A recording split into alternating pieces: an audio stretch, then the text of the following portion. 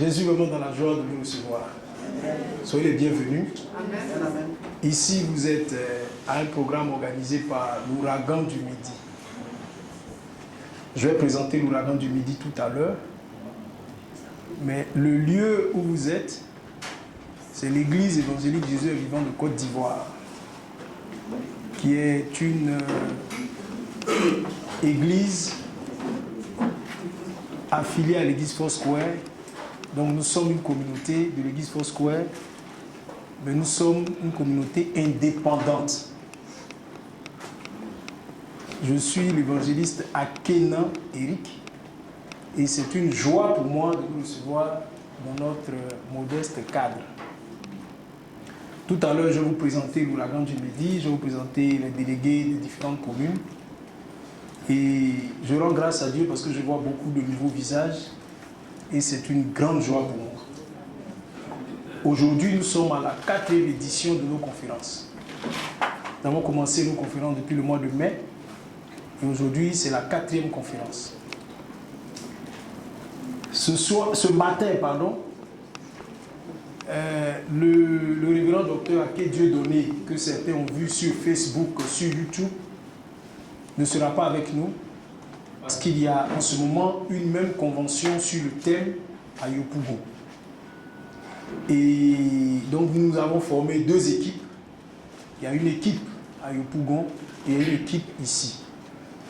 On a souhaité vous recevoir ici parce que le thème qui sera débattu à Yopougon, il faut comprendre d'abord le thème d'aujourd'hui avant de pouvoir le comprendre. Et donc si on vous envoyait à Yopougon, vous auriez des temps de retard par rapport à ceux qui étaient là, qui sont conviés à Yopougon. Et l'Ouragan du Midi, c'est quoi? Lorsque le Seigneur Jésus discutait avec les pharisiens, il leur a dit que la reine du Midi, à la fin des temps, se lèvera. Et c'est elle qui vous accusera parce qu'elle est venue depuis le Midi, donc le sud du monde, donc Couche, l'Afrique, pour entendre la sagesse de Salomon. Mais vous avez ici plus que Salomon. Donc nous croyons, comme il est écrit dans le livre de Job au chapitre 37, verset 9, qu'à la fin des temps, il y a un vent qui viendra du Midi, et ce vent du Midi, c'est l'ouragan. L'ouragan, qui est un vent chaud qui vient du Midi, et donc c'est le vent du réveil. Et c'est pourquoi nous avons appelé notre organisation l'Ouragan du Midi. Et cette organisation est apolitique. Nous avons des frères et sœurs de plusieurs communautés. Le révérend docteur Aké Dieudonné est d'une communauté. Nous sommes aussi d'une communauté. Les délégués qui sont avec nous par commune sont aussi d'une communauté. Chacun. Et je vais vous présenter quelques délégués aujourd'hui. D'abord, je vais commencer par le délégué qui nous reçoit, le pasteur Nyawa Lazare, qui est le délégué de la commune de Makori. Pasteur, là tu t'es debout. Voilà, après lui, nous avons le délégué de la commune de Trècheville, qui est le pasteur de la zone de l'église Foursquare, le non-pasteur Géou Charles, qui est le délégué de la commune de Trècheville. Et après, nous allons à Koumansi, nous avons aussi un homme de Dieu qui aime le Seigneur. Ceux qui fréquentent Koumansi l'ont certainement déjà vu prêcher dans les marchés, à des carrefours avec son piano. C'est le révérend Nguessan Guillaume. Après Koumansi, nous allons à Port-Boué. Nous avons aussi un homme de Dieu, l'évangéliste, qui est le délégué de la commune de Port-Boué, qui est le pasteur Conan Serge. Nous allons acclamer le Seigneur pour son serviteur. Et le délégué de Bassam, l'évangéliste Tabitha, n'est pas encore arrivé. Et c'est toute cette équipe-là qui forme l'Ouragan du Midi. Nous sommes encore à la recherche de délégués. Nous n'avons pas encore de délégués à Yopougon. Nous n'avons pas de délégués à Bobo. Yopougon à eux seuls, je pense qu'il peut y avoir 3 à 4 délégués. parce que le poumon est grand. Et nous sommes en train de travailler pour nous installer partout, dans toute la Côte d'Ivoire. Et nous sommes aussi en train de sortir. Nous allons au Cameroun la semaine prochaine. Nous allons à Kinshasa, au Congo. Et nous allons au Congo-Brazzaville. Donc c'est l'ouragan du Midi qui se déplace. Et nous avons besoin de renforcer notre équipe. Notre groupe est ouvert. Après avoir écouté cette conférence, si vous avez le souhait de rejoindre notre équipe, vous serez les bienvenus. Mais avant cela, il faut être convaincu du message que vous allez entendre. Alléluia. Vraiment, est-ce qu'il y a des gens qui nous viennent de Yopougon? Je veux les saluer. Alléluia. Que le Seigneur vous bénisse. Je vois des acclamations maigres pour honorer les gens de la plus grande commune d'Abidjan. Je veux saluer ceux qui nous viennent d'Abobo. Est-ce qu'on peut acclamer le Seigneur? Ceux qui nous viennent de Cocody. Alléluia. Ils sont les plus nombreux. Ceux qui viennent de Trècheville. Est-ce qu'il y a des gens qui viennent de Trècheville? Trècheville, on peut acclamer le Seigneur. Port-Boué. Est-ce qu'il y a des gens de Port-Boué? Alléluia. Est-ce qu'il y a des gens de Makori même? Alléluia. Que Dieu vous bénisse. Que Dieu vous bénisse. Est-ce qu'il y a des gens d'Adjamé? Pas encore, mais ça viendra. Ce sera notre travail. Parce que nous avons besoin. Ce que vous allez écouter, vous savez, la première fois que j'ai entendu ce message, j'ai pleuré. J'ai pleuré parce que ce que vous allez entendre aujourd'hui va remettre en cause beaucoup de choses que vous avez entendues en matière eschatologique. Ça va remettre en cause beaucoup de choses. Lors de la première conférence, on a invité des docteurs en théologie, des professeurs de toutes les grandes sommités du monde chrétien. Et la conférence est tenue ici. Et l'orateur, c'était le docteur Aké Dieudonné. À la fin, il n'y avait pas de questions. Parce que c'était très profond. Nous partons sur une base, c'est que la Bible est la parole de Dieu. Et tout ce que nous allons vous dire, nous le tirons dans la parole. La deuxième chose, c'est que ce que nous vous démontrons aujourd'hui dans la parole, nous avons la capacité de vous le démontrer par la science. Donc on a deux types de conférences, la conférence scientifique et la conférence biblique. Et on a cette capacité-là, ça fait plus de 10 ans que nous travaillons sur ce sujet et le temps de sortir est arrivé. Maintenant, il est dit dans le livre de Romains au chapitre 1, le verset 18, que la colère de Dieu se révèle du ciel contre toute impiété et injustice des hommes, toute injustice des hommes qui retiennent injustement captive la vérité. C'est pour ça que quand nous avons entendu ce que nous avons entendu, nous ne pouvons plus nous taire. Tout ce que nous avons à faire maintenant est lié à ça. Nous sommes allés rencontrer le docteur Dion Robert, qui a lui déjà écrit un livre sur ce sujet. Vous savez, nous sommes en direct, donc ce que je vais vous dire, on ne peut pas mettre de mensonges dedans. Quand nous avons rencontré le docteur, il a dit, je dis ça depuis toujours, les gens ne m'écoutent pas. Nous sommes allés rencontrer par le biais du révérend Guéhou, le docteur Nielbien des Assemblées de Dieu. Il a ouvert sa bibliothèque. Il dit, ce que vous dites là, je suis maintenant heureux de savoir qu'il y a des Ivoiriens qui vont commencer à prêcher ce thème. Et il a ouvert sa bibliothèque et il a présenté des ouvrages pour confirmer tout ce que nous avons partagé avec le docteur. Nous avons parlé avec beaucoup de gens. Nous étions sur la radio, il y a une maman qui nous a appelé, elle dit, pasteur, je vous vois, je suis allé la voir comment si. Elle dit, elle a eu un songe depuis 2009. Et ce que nous avons enseigné, elle l'a vu dans un songe. Quand elle explique, les gens disent qu'elle est folle. J'ai rencontré une dame au Luxembourg. C'est elle qui m'a parlé de ce thème la première fois. Elle a eu une vision où le Seigneur s'est révélé à elle. Elle ne connaissait pas la Bible vraiment en profondeur. Et elle a vu tout ce que nous avons enseigné avec les références, tout. Et les gens pensaient qu'elle était devenue folle. Jusqu'à ce que nous rencontrions et que je prenne le thème, que je revienne à Abidjan et que Dieu se révèle aussi à moi. Et c'est maintenant qu'elle a pu mettre des références bibliques, à soi maintenant dans une doctrine, tout ce qu'elle a vu dans ses songes. Et je vais vous inviter à être attentif, à prendre des notes. Ce que nous vous présentons, il n'y a rien de caché. Ceux qui le souhaitent, si vous avez des clés USB, quand on finit, on vous donne tout. Il y a une maman qui est à Bassam, à Port-Boué, que nous avons rencontrée. Elle m'a dit, mais pasteur, ce que nous avons entendu là, mais si nous rentrons, que nous partons prêcher ça dans nos assemblées, mais ce serait un désastre. Je dis, c'est pas que ce serait un désastre, c'est pas que tu viens de te rendre compte, maman, qu'on a prêché le mensonge depuis tant d'années. Et il n'y a pas de honte à revenir à la vérité. Bien au contraire. Donc je vais vous inviter à être très attentif, à bien écouter.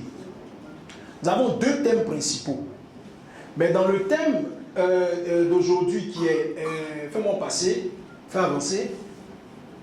Le premier thème que nous allons aborder avec vous aujourd'hui, c'est les Hébreux de la Bible étaient des hommes noirs. C'est ce que vous avez reçu comme invitation. Mais nous avons au moins 30 thèmes en rapport avec ce sujet. Où nous parlons des Hébreux, nous parlons de l'identité de ceux qui occupent Israël aujourd'hui, nous parlons de la position du jardin d'Éden à partir de textes bibliques. Il y a beaucoup de choses que nous allons partager avec vous. Il y a des livres que nous avons écrits, que nous allons nous présenter. Le thème d'aujourd'hui, il y a un livre que nous avons écrit sur le sujet. C'était la première conférence, donc c'est la Bible, un patrimoine de l'homme noir. Et le deuxième thème qui suit, qui est aussi dans le livret, c'est si les Juifs de la Bible sont de race noire, qui sont ceux qui occupent Israël actuel? Et vous allez voir au cours de tout cet exposé, de tous ces thèmes-là, qu'il y a beaucoup de choses sur lesquelles nous avons navigué dans l'ignorance. Après l'intervention de l'orateur, vous aurez la capacité de poser des questions. On avait prévu une intervention juste avant, mais le révérend n'est pas arrivé à temps. Donc, comme on a déjà commencé, on va le caler à la fin. Et lui aussi, il a écrit un livre qui est l'Afrique terre d'Éden. À partir de la Bible et de données scientifiques, il nous démontre que la terre d'Éden, c'est toute l'Afrique. Et le jardin d'Éden peut être localisé en Afrique, avec des précisions scientifiques et bibliques. Donc, à la fin de l'exposé, il va nous faire une petite présentation et nous allons programmer une conférence spéciale sur son thème. Mais aujourd'hui, comme vous avez été invité sur un thème spécifique, nous allons nous concentrer sur ce thème. Et l'orateur du jour, c'est un homme de Dieu. C'est un des fondateurs de l'ouragan du Midi. Il est l'assistant du docteur Aké Dieudonné, qui devait nous envoyer un message. Malheureusement, ils sont tellement pris, il devait envoyer un message pour vous saluer, mais il n'a pas pu le faire. Mais je vous transmets ses salutations et ses bénédictions au nom de notre Seigneur Jésus-Christ. Ce matin, nous allons ensemble recevoir ici le pasteur Charles Nguessan de la communauté Tabernacle Amour Fraternel. Pasteur, que Dieu te bénisse.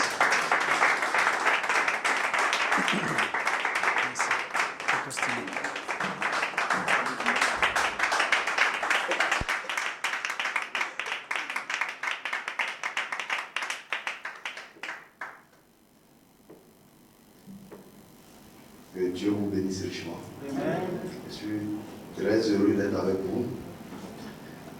Également, je voudrais prendre l'opportunité de vous transmettre les salutations du docteur Aké Dieudonné, qui est personnellement mon pasteur à moi, parce que j'ai grandi sur lui et c'est sur lui aussi que j'ai été entraîné dans le ministère.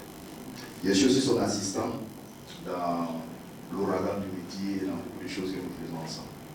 Donc, aujourd'hui, on ne pouvait pas être tous deux ici, compte tenu qu'il a des visiteurs qui sont venus du Congo, du Cameroun, pour une grande convention autour de la thématique qui est en cours. le réveil de l'Afrique. Mais par la grâce de Dieu, je suis ici pour prendre un peu de votre temps et exposer sur le point ou le sujet le titre qui a été donné, les Hébreux de la Bible étaient des hommes noirs. Alors, sans plus tarder, avant d'aller loin, on va juste incliner la tête. On va recommander tout entre les mains du Seigneur Jésus-Christ, lui demander de nous aider, de nous éclairer, lui qui est le Dieu de la vérité. Seigneur Jésus-Christ, tu as dit dans ta parole que là où 2 ou 3 sont assemblés en ton nom, tu seras parmi eux. Père, nous voulons te prier ce matin, que ton esprit vienne, l'esprit de vérité qui peut enseigner la vérité, qui nous guide ce matin dans la plénitude de la vérité. Que toute forme de confusion puisse être enlevée au-dessus de la vie de tes enfants. Les serviteurs et servantes n'ont pas pris cette journée pour venir se promener, ou pour venir écouter un homme, ou des pensées d'hommes. Mais ils sont venus, Seigneur, afin de se rassembler autour de ta parole, de recevoir plus de lumière pour aider leur propre vie et aider aussi d'autres personnes qui les conduisent et qu'ils sont en train d'influencer par leur vie ou par leur foi. Bénis-nous ce matin. Tout ce qui sortira de notre bouche, Seigneur, que cela soit totalement assujetti au Saint-Esprit. Ferme notre bouche à tout ce qui est faux, inapproprié, et que ce qui sera dit soit pour ta seule gloire, au nom puissant du Seigneur Jésus-Christ. Amen. Amen. Que Dieu vous bénisse. Alors, ce matin, je vais prendre juste 1 heure de temps pour exposer des vérités, qui sont des vérités scripturelles, qui sont dans la Bible. Certainement, d'autres d'entre vous ont déjà lu ou entendu des choses à propos. Tout homme peut faire des affirmations, déclarer des choses, mais nous qui sommes des croyants ou des enfants de Dieu, notre foi ne repose pas sur ce que le pasteur a dit ou le docteur a dit. Notre foi repose sur ce qu'un homme de Dieu a dit, aussi longtemps que cela est conforme à la Bible, nous y croyons. Amen. Nous faisons ça pour avoir un socle. Parce que si la vérité n'a pas une fondation, cette vérité-là, c'est une vérité que tout le monde peut bouger. C'est comme au niveau de la science, on dit la vérité est, on ne dit pas là-bas absolue, mais on dit elle est relative. C'est-à-dire, tu peux venir démontrer quelque chose, je peux prendre les mêmes écritures ou bien la même connaissance et démontrer cela. Mais au niveau de la parole de Dieu, il n'y a pas deux vérités. Il n'y a qu'une seule vérité. Et Jésus a dit, je suis le chemin, la vérité et la vie. Amen. Que Dieu nous bénisse et qu'il nous aide. On va aller directement aux Écritures. Puisqu'on a dit les Hébreux de la Bible. Vous voyez, on n'a pas dit les Hébreux de la Palestine. Les Hébreux de tel, on dit les Hébreux de la Bible. Donc ça veut dire, si nous devons trouver leur identité, nous devons aller premièrement dans la Bible pour vérifier d'où ils viennent, qui ils sont et quelle est leur identité. Amen. Maintenant, ce que je vais faire ce matin, parce que nous avons une présentation ici, je ne vais pas aller directement à cela, mais je vais toucher un point qui est capital parce que tous, autant que nous sommes ici, des hommes de Dieu, des prédicateurs, des pasteurs, des servants de Dieu, la chose capitale pour laquelle nous sommes devenus chrétiens, c'est Jésus-Christ, qui est lui l'auteur de la vie éternelle, qui est le personnage capital de notre foi. Et tout ce que nous faisons en tant que chrétiens, c'est basé sur lui, sur ses déclarations, sur ses enseignements. Et la chose importante, je vais lire un texte ici dans Jean 17 déjà, le verset 3, c'est quand Jésus faisait sa prière sacerdotale, il a dit ceci, « Or, la vie éternelle, c'est qu'ils te connaissent, toi, le seul vrai Dieu, et celui que tu as envoyé, Jésus-Christ. » Donc, la vie éternelle est basée sur la connaissance de qui est Jésus-Christ. Amen. Bon, si vous avez une mauvaise représentation, une mauvaise connaissance à propos de lui, votre foi sera erronée. Amen. Quelqu'un qui te sauve, tu dois savoir qui te sauve, qui est ton sauveur. Paul disait autrefois, je sais en qui moi j'ai cru. Amen. Et ça c'est vraiment important. Donc, en ouvrant ce sujet, je vais parler de lui principalement avant d'ouvrir la thématique complètement parce qu'il est le personnage le plus important de toute la vie pour nous, qui sommes enfants de Dieu. Amen. Si vous êtes d'accord avec moi, je vais dire quelque chose rapidement à propos de lui. Prenons 1 Timothée 3,16. Je crois que c'est un texte que beaucoup d'hommes de Dieu citent constamment. 1 Timothée 3,16, la Bible dit là-bas. Il y a plusieurs versions, mais dans la version Louis II ici, il est écrit « Et sans contredit, le mystère de la piété est grand. » Amen.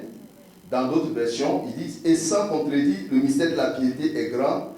Dieu a été manifesté en chair, justifié par l'Esprit, vu des anges, prêché aux gentils, cru dans le monde, élevé dans la gloire. » Donc ici Paul dit que ce mystère de la piété, c'est Dieu lui-même qui est devenu un homme. Ça, il n'y a pas de discussion là-dessus. Si tu es un chrétien, tu dois croire que le Dieu que tu as prié et que tu continues de prier est devenu un homme. Ça se trouve dans Jean 1:1. Au commencement était la parole était avec Dieu, et la parole était Dieu. Et au verset 14, la Bible dit, et la parole a été faite chair. Donc la parole, c'est Dieu qui est devenu un homme. La raison pour laquelle je procède comme cela, je vais expliquer cela clairement. Dans la pensée de nous tous qui sommes ici, nous savons que Dieu est esprit. Gloire à Dieu.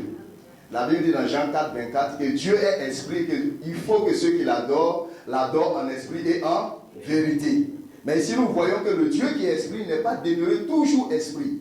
À un moment donné, pour accomplir la rédemption, pour sauver l'homme, Dieu a dû descendre, amen, sur la terre, parce qu'il était écrit, sans effusion de sang, il n'y a point de pardon de péché.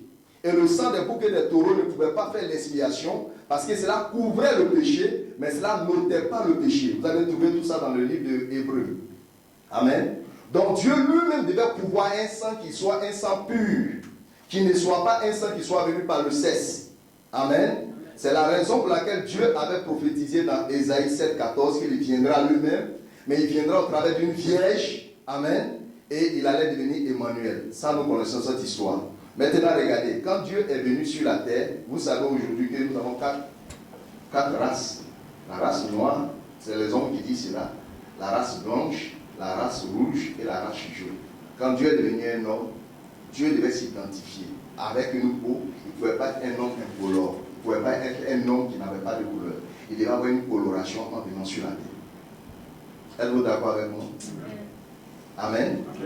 Alors, si nous devons affirmer cela, la Bible doit le dire de lui-même. La raison pour laquelle je parle de cela, si tu ne sais pas qui il est et comment il se révèle ou il se présente lui-même, qu'est-ce qui prouve que le Dieu qui t'apparaît dans les visions ou dans les songes, c'est le Dieu de la Bible? Qu'est-ce qui prouve cela? Un démon peut se faire passer pour Dieu et tu vas l'adorer. Amen. Maintenant, je vais vous donner deux textes que vous allez inscrire, mais je ne vais pas les lire pour vous aider. Dans Matthieu 1, le verset 1 à 16, on parle d'une généalogie de Jésus-Christ, qui commence d'Abraham jusqu'à Joseph. Amen. Et dans Matthieu 1, le verset 1 à 16. Et dans Luc 3, le verset 23 au verset 38, on parle d'une deuxième généalogie de Jésus. Généalogie, c'est la lignée. Quand tu es né, qui était ton papa, qui était ton grand-père, qui était ton arrière-grand-père, jusqu'à tes aïeux, pour commencer au bout de la ligne. Mais les deux généalogies sont opposées. La première généalogie dans Matthieu 1, le verset 1 à 16, ça commence depuis Abraham jusqu'à Joseph.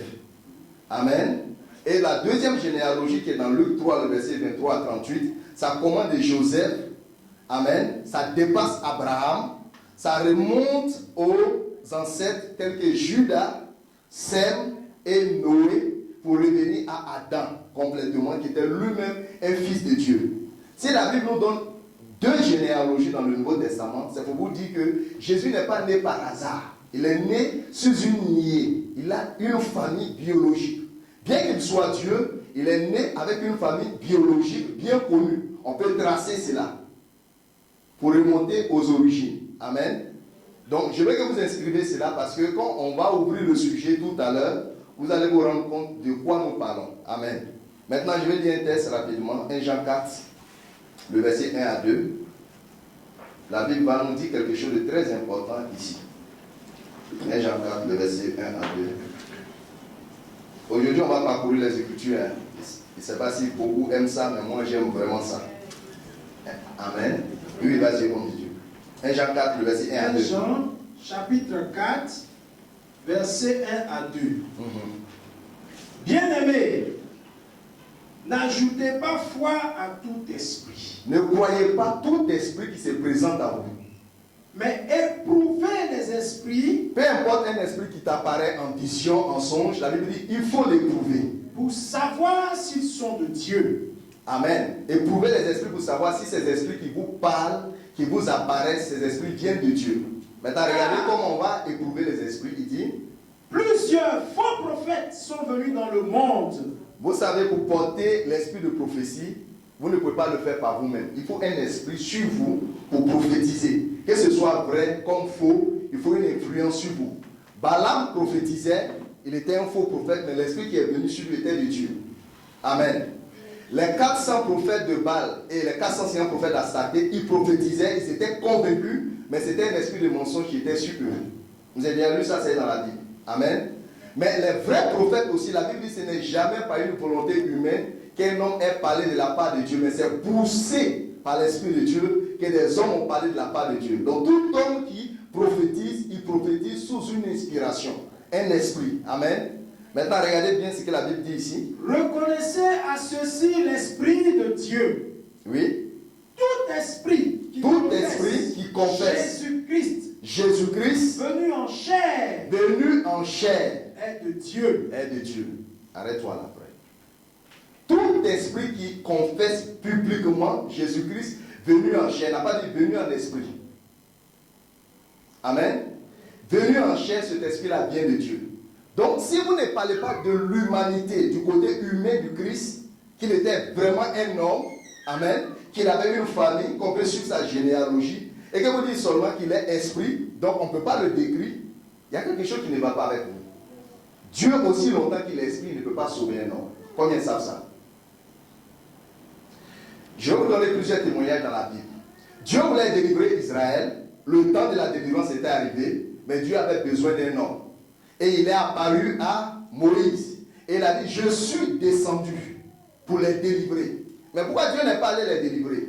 Il dit, va, je t'envoie. Je serai avec toi. Je ferai de toi Dieu pour Pharaon.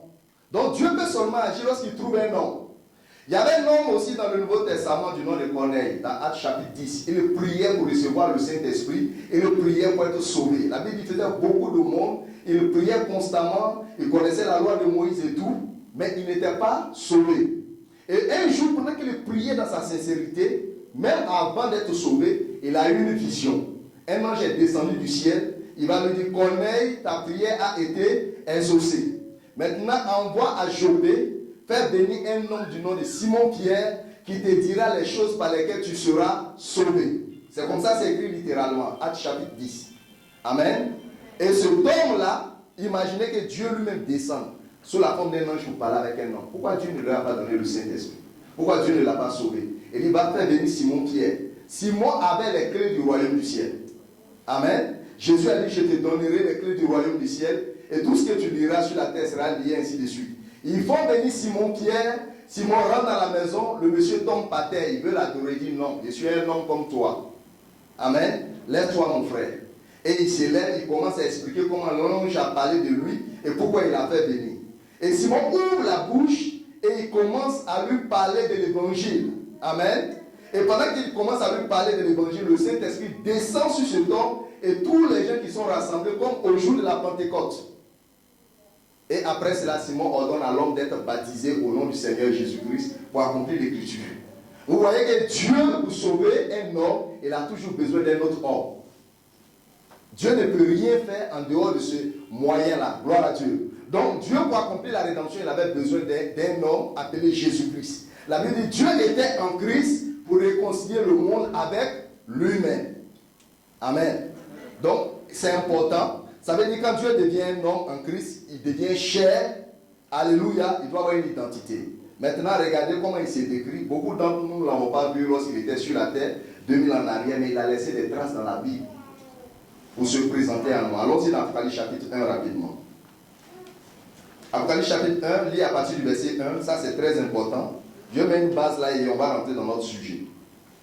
Apocalypse chapitre 1. À partir du verset 1. À partir du verset 1. Allons-y. Révélation de Jésus-Christ. Révélation de Jésus-Christ. Révélation veut dire dévoilement.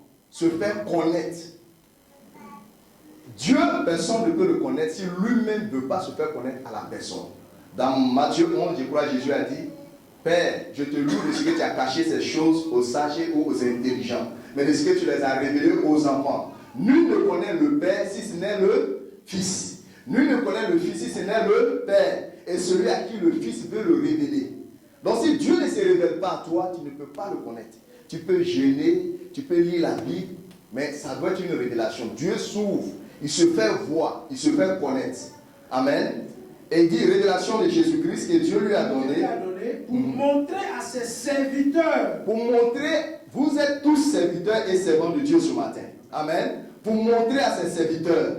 Les choses qui doivent arriver bientôt. Amen. Et qu'il a fait connaître. Et qu'il a fait connaître. Par l'envoi de son ange à son serviteur Jean. Gloire à Dieu. Ce texte, nous qui sommes enfants de Dieu, ça c'est l'un des livres les plus importants de la Bible, parce que c'est le dernier livre. Il y a deux livres qui sont très centraux dans la Bible. La Genèse, parce que la Genèse montre le commencement de toute l'histoire de la rédemption, comment l'homme est tombé, comment le diable a agi. Et l'Apocalypse montre la fin, ce qui va se passer. Le diable reste ces deux livres. Gloire à Dieu. Mais ici, dans cette révélation, il va montrer les choses qui vont arriver. Mais avant de montrer les choses qui vont arriver, la première chose qu'il fait, il se présente lui-même. Gloire à Dieu. Donc on va aller rapidement. Lisons à partir du verset 12. Je me tournai pour connaître quelle était la voix qui me parlait. Et après m'être retourné, oui. Je vis 7 chandeliers d'or. Je vis 7 chandeliers d'or. Et au milieu des 7 chandeliers, quelqu'un qui ressemblait à un fils d'homme. Oui. Vêtu d'une longue robe. Maintenant, et suivez très ayant bien. une ceinture d'or sur la poitrine. Amen. C'est Christ ressuscité qui apparaît à Jean. Jean le connaissait sur la terre, mais regardez très bien maintenant. Sa tête et ses cheveux étaient blancs comme de la laine blanche. Quand Jésus mourait, il avait 33 ans. Amen. Mais ici, vous voyez, il apparaît dans son état spirituel, glorifié. Maintenant, Jean dit ici, sa tête et ses cheveux étaient blancs comme de la laine blanche. Allons-y. Comme de la neige. Comme de la neige, ses yeux étaient comme une flamme de feu. Oui. Ses pieds étaient semblables à de l'airain ardent. Oui. Comme s'il eût été embrasé dans une fournaise. Arrêtons-nous là. Qui décrit ça? C'est Jean qui écrit. Mais qui se présente? C'est Jésus-Christ qui se présente à Jean. Gloire à Dieu. Suivez maintenant attentivement. S'il vous plaît. Vous lisez ça, nous lisons ça habituellement, nous qui sommes enfants de Dieu. Mais combien ça sert pour méditer là-dessus? On se dit les choses spirituelles, on ne peut jamais voir. Mais pourquoi Dieu se donne une forme? Pourquoi Dieu se présente à Jean, à votre humble avis? C'est pour ne pas qu'on le confonde avec quelqu'un d'autre. Il y a des témoignages ici, si je commence à vous raconter, vous allez pleurer. Des gens qui ont adoré le diable, ils se présentent comme Jésus. Et les gens l'acceptent, mais c'est un démon. Parce que quand vous prenez cette description, vous confondez cela et l'écriture, ça ne correspond pas. N'oubliez pas, Jésus ne change jamais. Il est le même hier, aujourd'hui et éternellement. Maintenant, regardez. La laine blanche, qui connaît la laine ici? Je sais que les mamans doivent connaître cela. La laine, originellement, c'est le poil de mouton. On peut projeter cela quand même pour que les gens voient qu'on aille vite. Vas-y. Vous avez des images de ça? La laine blanche.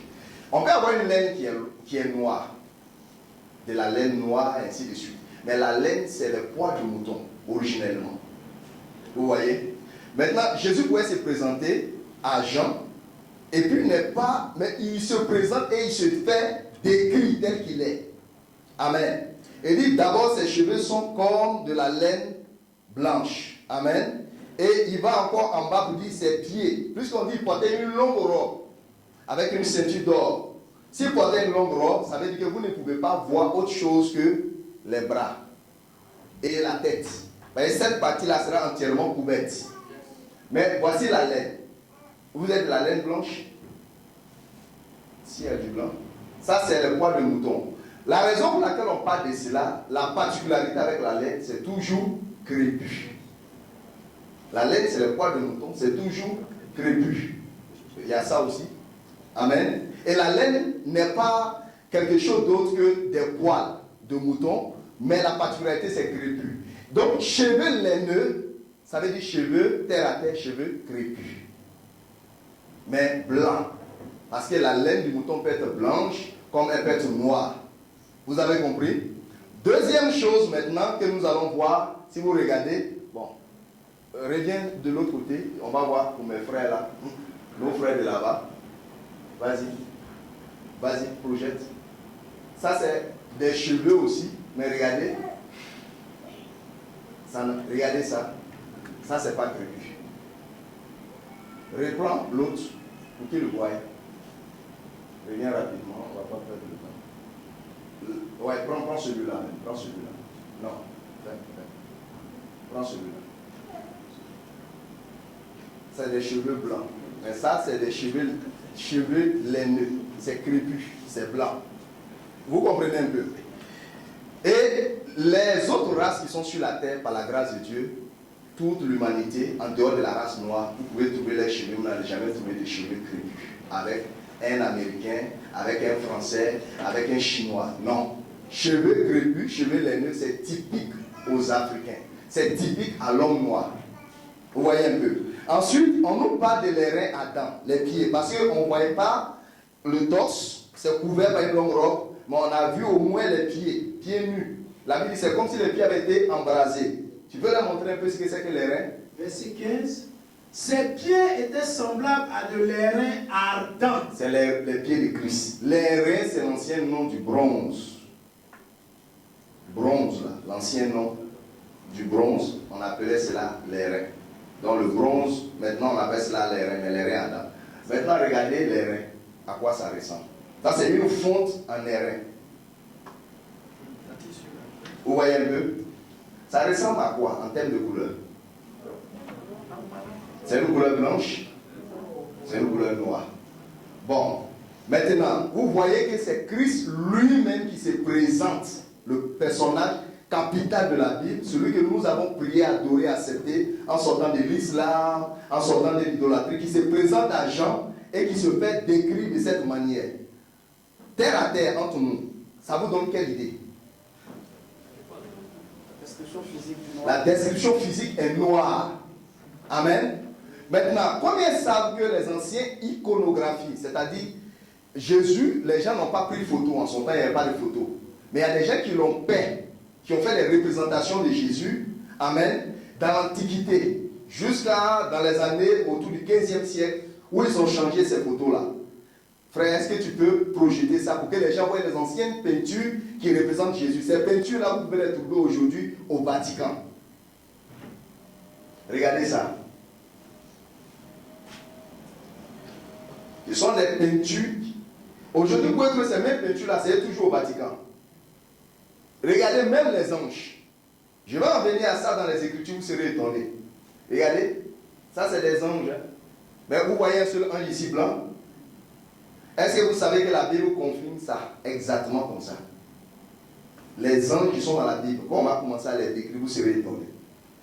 Alors regardez, le Christ lui-même, comme ils l'ont peint, ça c'est longtemps en arrière, dans les années 100, 200, 300, au début de l'ère du christianisme. Et tout ça aussi, vous allez trouver cela en Russie, parce que l'église orthodoxe de Russie a beaucoup de ces photos-là là-bas. Amen. Si vous venez en Éthiopie, les anciennes églises d'Éthiopie, vous allez trouver aussi ces genres de représentations à l'intérieur. Même avant que le Mali ne devienne musulman, le Mali qui est tout près ici, qui était le royaume du Mali, vous allez trouver des iconographies de Christ là-bas. Il y avait des églises. Le Mali était un royaume chrétien. Combien savent ça? Donc vous allez trouver des photos comme ça. Ça a changé à partir des années 1400, 1500 autour, à cause du pape Borgia. Je ne vais pas ouvrir ça ici. Mais quand l'islam a commencé à prendre de l'expansion en Europe, pour envahir et détruire l'Europe, s'imposer en Europe, quand ils ont réussi à les repousser, alors ils ont pris la décision de changer l'iconographie du Sauveur. C'est là qu'ils ont blanchi toutes les images du Christ. Et ils ont changé les images du Christ en des images que vous avez maintenant dans les églises. Un Jésus blanc, cheveux. Vous voyez? Gloire à Dieu. Alors, je dis ça maintenant pour vous donner une idée avant qu'on entre dans le sujet. Il a une lignée, je vous ai donné 2 versets pour les lignées de Jésus. Si lui il est comme ça, vous allez vous imaginer maintenant les parents, arrière-parents, David et tout cela, ils devaient être comment? Donc maintenant nous allons rentrer dans la Bible pour prouver les personnages qui sont de leur lignée là. Qu'est-ce que la Bible dit d'eux? Allons-y rapidement dans Lamentation 4, de verset 2 à 8. On va parler des enfants d'Israël, des Hébreux. On va parler de leur aspect rapidement. Lamentation chapitre 4. C'est au moment où Jérusalem était tombé sous la condamnation, sous la coupe de Dieu, et Dieu frappait Jérusalem. Et Jérémie, les prophètes qui avaient prophétisé, les gens n'avaient pas écouté. Voici ce que Dieu dit maintenant. Vas-y. Lis le verset 2 d'abord. Les nobles fils de Sion, Oui. estimés à l'égard de l'or pur, sont regardés. Lamentation. Verset 2. À partir du verset 2. Les nobles fils de Sion, Oui.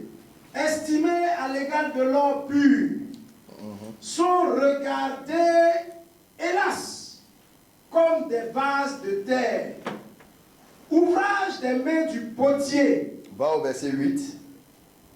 Leur aspect est plus sombre que le noir. Qu'est-ce qu'il y a de plus sombre que le noir? Quand on dit tu es noir comme noir, tu es noir vraiment, noir charbon, entre guillemets. Leur aspect est Leur plus sombre aspect, que le ça veut noir. dire que, vous voyez qu'on parle d'aspect, ce n'est pas quelque chose de spirituel, c'est physique. Leur aspect est plus sombre que le noir. On ne les reconnaît pas dans les rues, ils ont la peau collée sur les os, sèche comme du bois. Ce sont les Hébreux, lorsque Dieu les châtiait. Maintenant, la question qui vient quand on parle de ça, vous dites non, c'est les Hébreux là, ou bien les Juifs là, ils étaient blancs, c'est la galère, c'est la souffrance qui les a rendus comme ça. Est-ce que vous avez déjà vu un blanc vraiment qui est galéré? Un blanc qui est galéré, amen, il peut avoir un teint bizarre, sale, mais il ne sera jamais noir comme toi et moi. Amen. Il ne sera jamais noir. Gloire à Dieu. Donc la pauvreté et la misère affectent réellement la teinte, mais ça ne peut pas changer la couleur de l'homme blanc pour le rendre noir. Ce n'est pas possible. Amen. Donc nous allons prendre un autre test dans Job pour prouver ce que je viens de dire. Job 30, le verset 28 à 30. C'est un patriarche, Job, qui était là il y a très longtemps, qui va donner lui aussi son témoignage. Pendant qu'il souffrait. 30, verset 28. Oui. Je marche noirci. C'est Job qui parle, il dit je marche noirci. Non par le soleil. Moi là, ce n'est pas le soleil qui me rend comme ça. C'est naturellement. Vous comprenez? C'est naturellement. Alléluia. Mais on savait que Job passait par une grande souffrance. Vous savez, un noir, un frère noir, une soeur noire, qui souffre, qui doit travailler au soleil durement pour gagner sa vie, il est noir, il va devenir encore plus noir. Vous comprenez ça? Et d'autres d'entre nous, Dieu vous fait la grâce, vous êtes au soleil et vous venez au frayon, comme on dit. Vous changez de cadre, vous travaillez dans un lieu qui est totalement climatisé. Votre couleur aussi va changer, mais vous ne serez jamais un blanc. Vous comprenez que votre tête va changer, mais vous ne serez pas un blanc. Mais ici, lui dit, si je marche noirci, mais non pas par le soleil. Vas-y, continuons la Je me lève en pleine assemblée et je crie. Je suis devenu le frère des chacals, le compagnon des autruches. Je vais dire, il traîne par terre à cause de la misère. Ma peau noircit et tombe. Ça là, même un blanc, galère n'a qu'à le taper, jamais. Il ne va se changer pour devenir noir. Vous comprenez un peu? C'est dû à la mélanine. La mélanine, c'est ce qui donne la pigmentation de la peau d'un homme. Et tous ceux qui sont nés en Afrique sous les tropiques, réellement, et qui sont des Africains, la mélanine qu'on a, ou bien la mélanocyte, fabrique en nous beaucoup de mélanine pour nous aider à supporter le soleil qui se trouve en Afrique. Il nous faut ça pour pouvoir vivre ici. Dieu nous a créés comme ça. C'est la raison pour laquelle quand l'homme de Dieu va venir tout à l'heure pour présenter son livre, moi j'ai lu ça, c'était très riche. L'Afrique, la terre d'Éden, vous verrez qu'effectivement il fallait que le premier Adam soit en Afrique. C'est démontré dans la Bible, par les Écritures et tout. Et qu'en étant ici en Afrique, la teinte que le premier homme et la première femme devaient avoir, ce n'était qu'une teinte noire. L'homme noir peut se transformer pour devenir blanc, jaune, amen, rouge. Mais un blanc, un jaune, un rouge ne peut jamais se transformer pour devenir un noir. Parce que dans les gènes de l'homme noir, il est multigénétique, multicolore. Donc toutes ces couleurs-là sont à l'intérieur de l'homme noir. C'est comme maintenant la science dit, vous prenez toutes les couleurs qui existent dans la nature, vous les brasez, vous les mélangez. Vous savez qu'est-ce que vous allez obtenir à la fin? Le noir. Toutes les couleurs mises ensemble. Donc du noir sont toutes ces couleurs-là. Vous voyez un peu. Donc de la couleur noire, de la mélanine de l'homme noir peut sortir tout ça. Mais le contraire ne peut pas se faire. Voilà la difficulté. C'est pour ça que les blancs qui essaient de devenir noirs, ils peuvent s'injecter des produits et tout, mais ils n'arrivent pas. Mais vous pouvez voir un noir qui s'injecte des produits pour devenir blanc. Michael Jackson, on a beaucoup d'exemples. Vous voyez? On a aussi une mannequin là, peut-être que le frère va projeter ça, une mannequin allemande. Elle devait s'appeler Martina Big, qui s'est injectée de la mélanine, qui permet, la mélanine qui est la substance qui rend le corps noir, et finalement elle est devenue noire. Mais elle est toujours, tout le monde sait que c'est pas noir pour commencer qu'elle a changé. Vous voyez un peu. Gloire à Dieu. Alors, si Job dit ça, ça vous montre que Job était un hébreu. Il dit que je suis noir, je marche noirci, mais non pas par le soleil. Ça veut dire que naturellement il était noir. Nous avons parlé de Lamentation 4. Là, ce n'est pas une seule personne. On dit les 10 fils, les 9 fils d'Israël. C'est tout leur groupe qui était là en captivité sous Jérémie, qui pleurait, qui disait, mais vous avez rejeté la parole de Dieu, voilà maintenant vous devez être en captivité. Et de tous ces gens-là, regardez ce qu'ils sont devenus. Ils étaient comme de l'or aux yeux de Dieu, comme la prunelle des yeux de Dieu. Et voici maintenant, ils sont comme du vase, du potopoto, n'importe quoi. Et dit, leur aspect est plus noir que le noir. Donc là, c'est l'aspect de tout un groupe. Gloire à Dieu. Maintenant, si ces choses ne convainquent pas les gens, nous allons prendre maintenant certaines lois que Dieu a données au peuple juif. Amen. Et qui s'appliquaient à eux. Et vous allez comprendre que ces lois-là, Dieu a pu leur donner à cause de la couleur de leur peau. Gloire à Dieu. Nous allons aller dans Lévitique chapitre 13, le verset 12 à 15. Je vais le temps pour moi. Lévitique 13, le verset 12 à 15 rapidement. Donc ici vous avez Martina Big. Oui, la voici ici. Et quand elle s'est injectée, regardez ce qu'elle est devenue. Et elle a voulu avoir des enfants blancs, des enfants noirs. Malgré qu'elle a fait ça, mais ils sont blancs. Quand ils ont eu les enfants, ça veut dire, ça y est quoi, c'est dans le sang. Amen.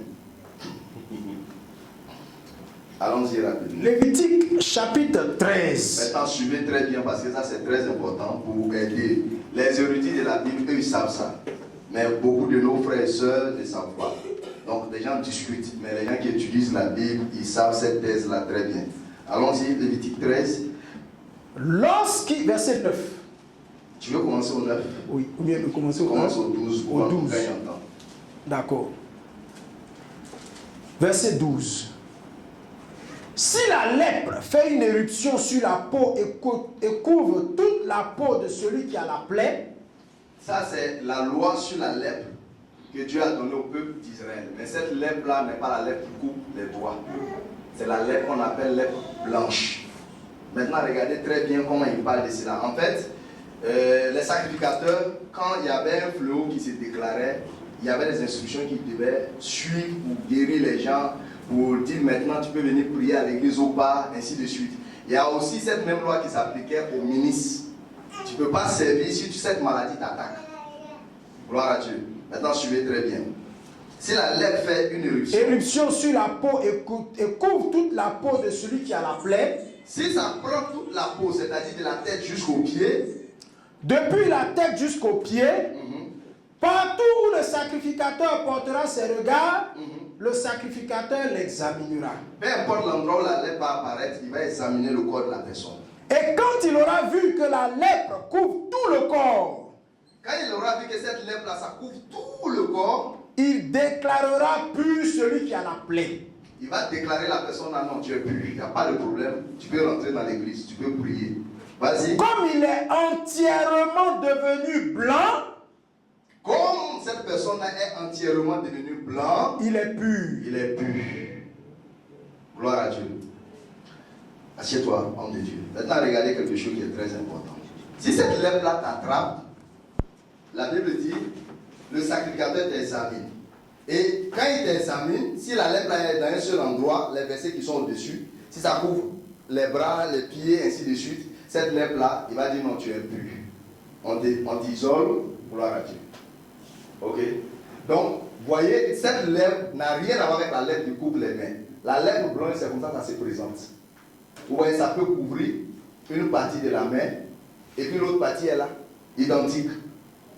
Vous voyez? Cette lèpre-là, on appelle cela aussi l'albinisme partiel. Donc, tu n'es pas totalement albinos, c'est une partie de ton corps qui est là. Ça peut prendre le visage, ça peut prendre telle ou telle partie. Vous voyez? Maintenant, la Bible dit, lorsque ça couvre entièrement le corps, de la tête jusqu'aux pieds, amen, alors le sacrificateur dit, la Bible va plus loin maintenant pour dire, comme il est devenu entièrement blanc, alors il est pur. Donc, pour être entièrement blanc, il faudrait auparavant avoir une couleur noire.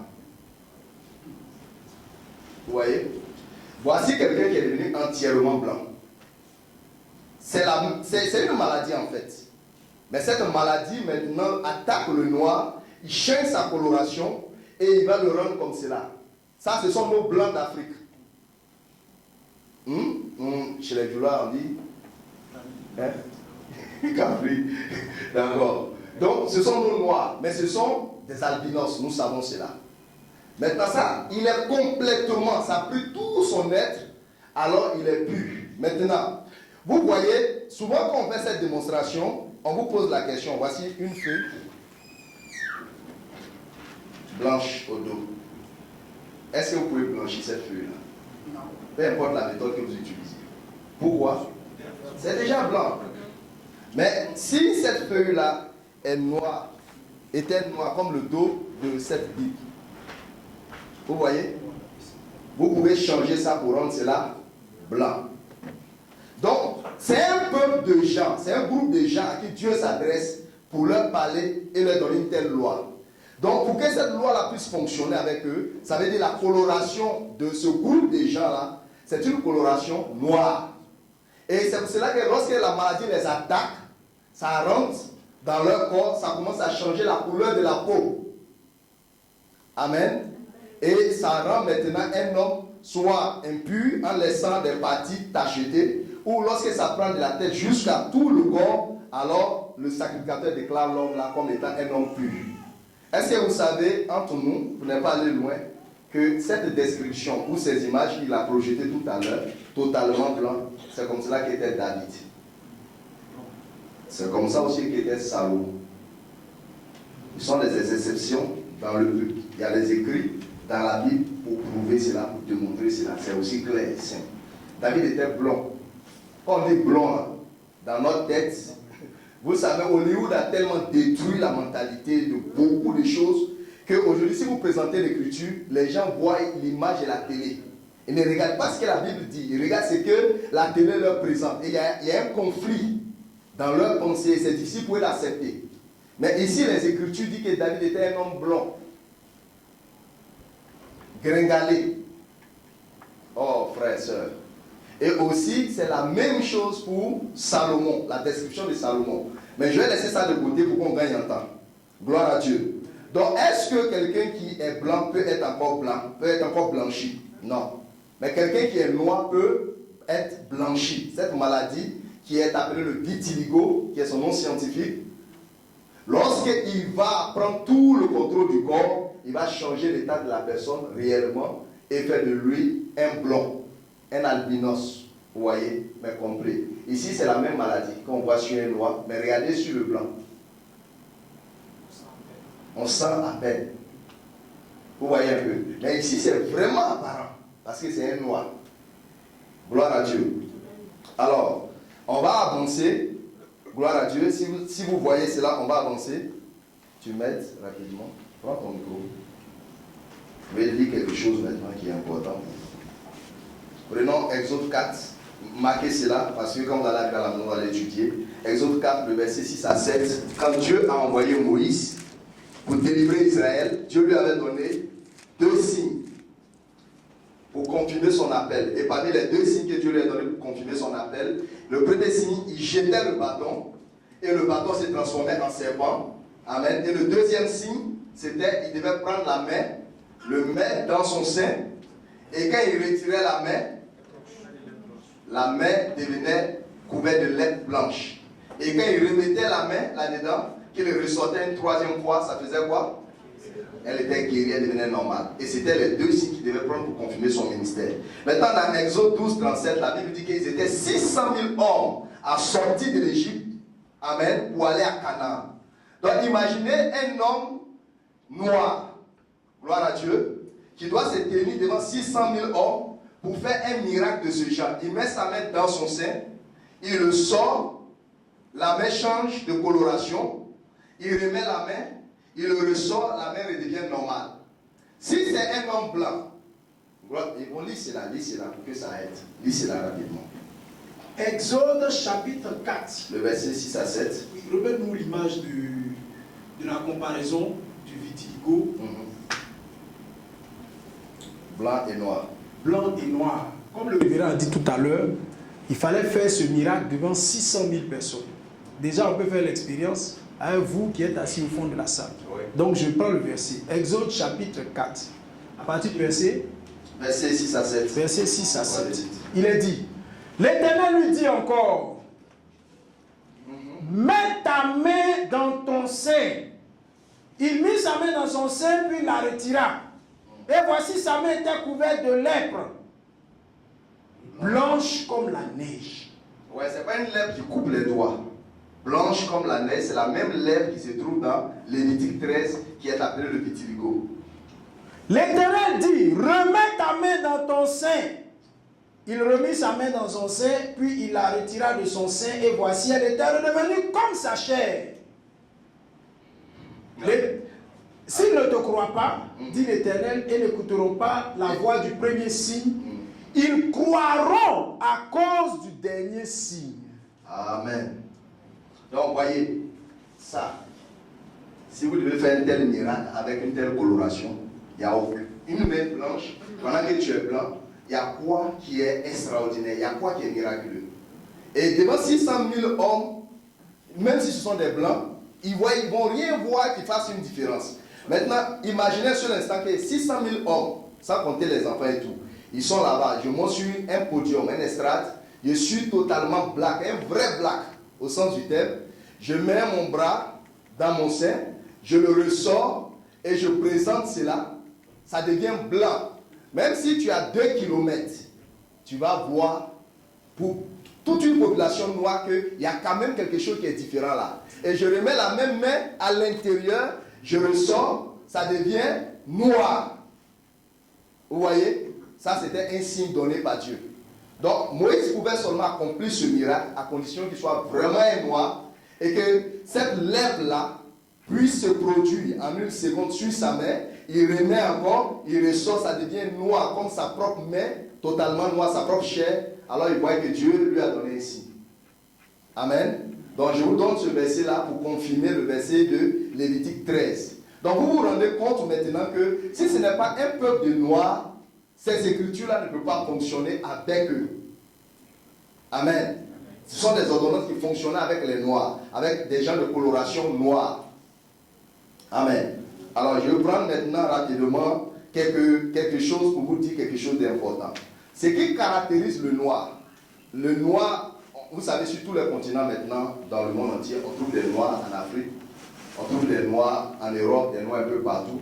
Originellement, on sait que les noirs viennent d'Afrique et qu'ils ont fait un mouvement migratoire un peu partout sur toute la terre.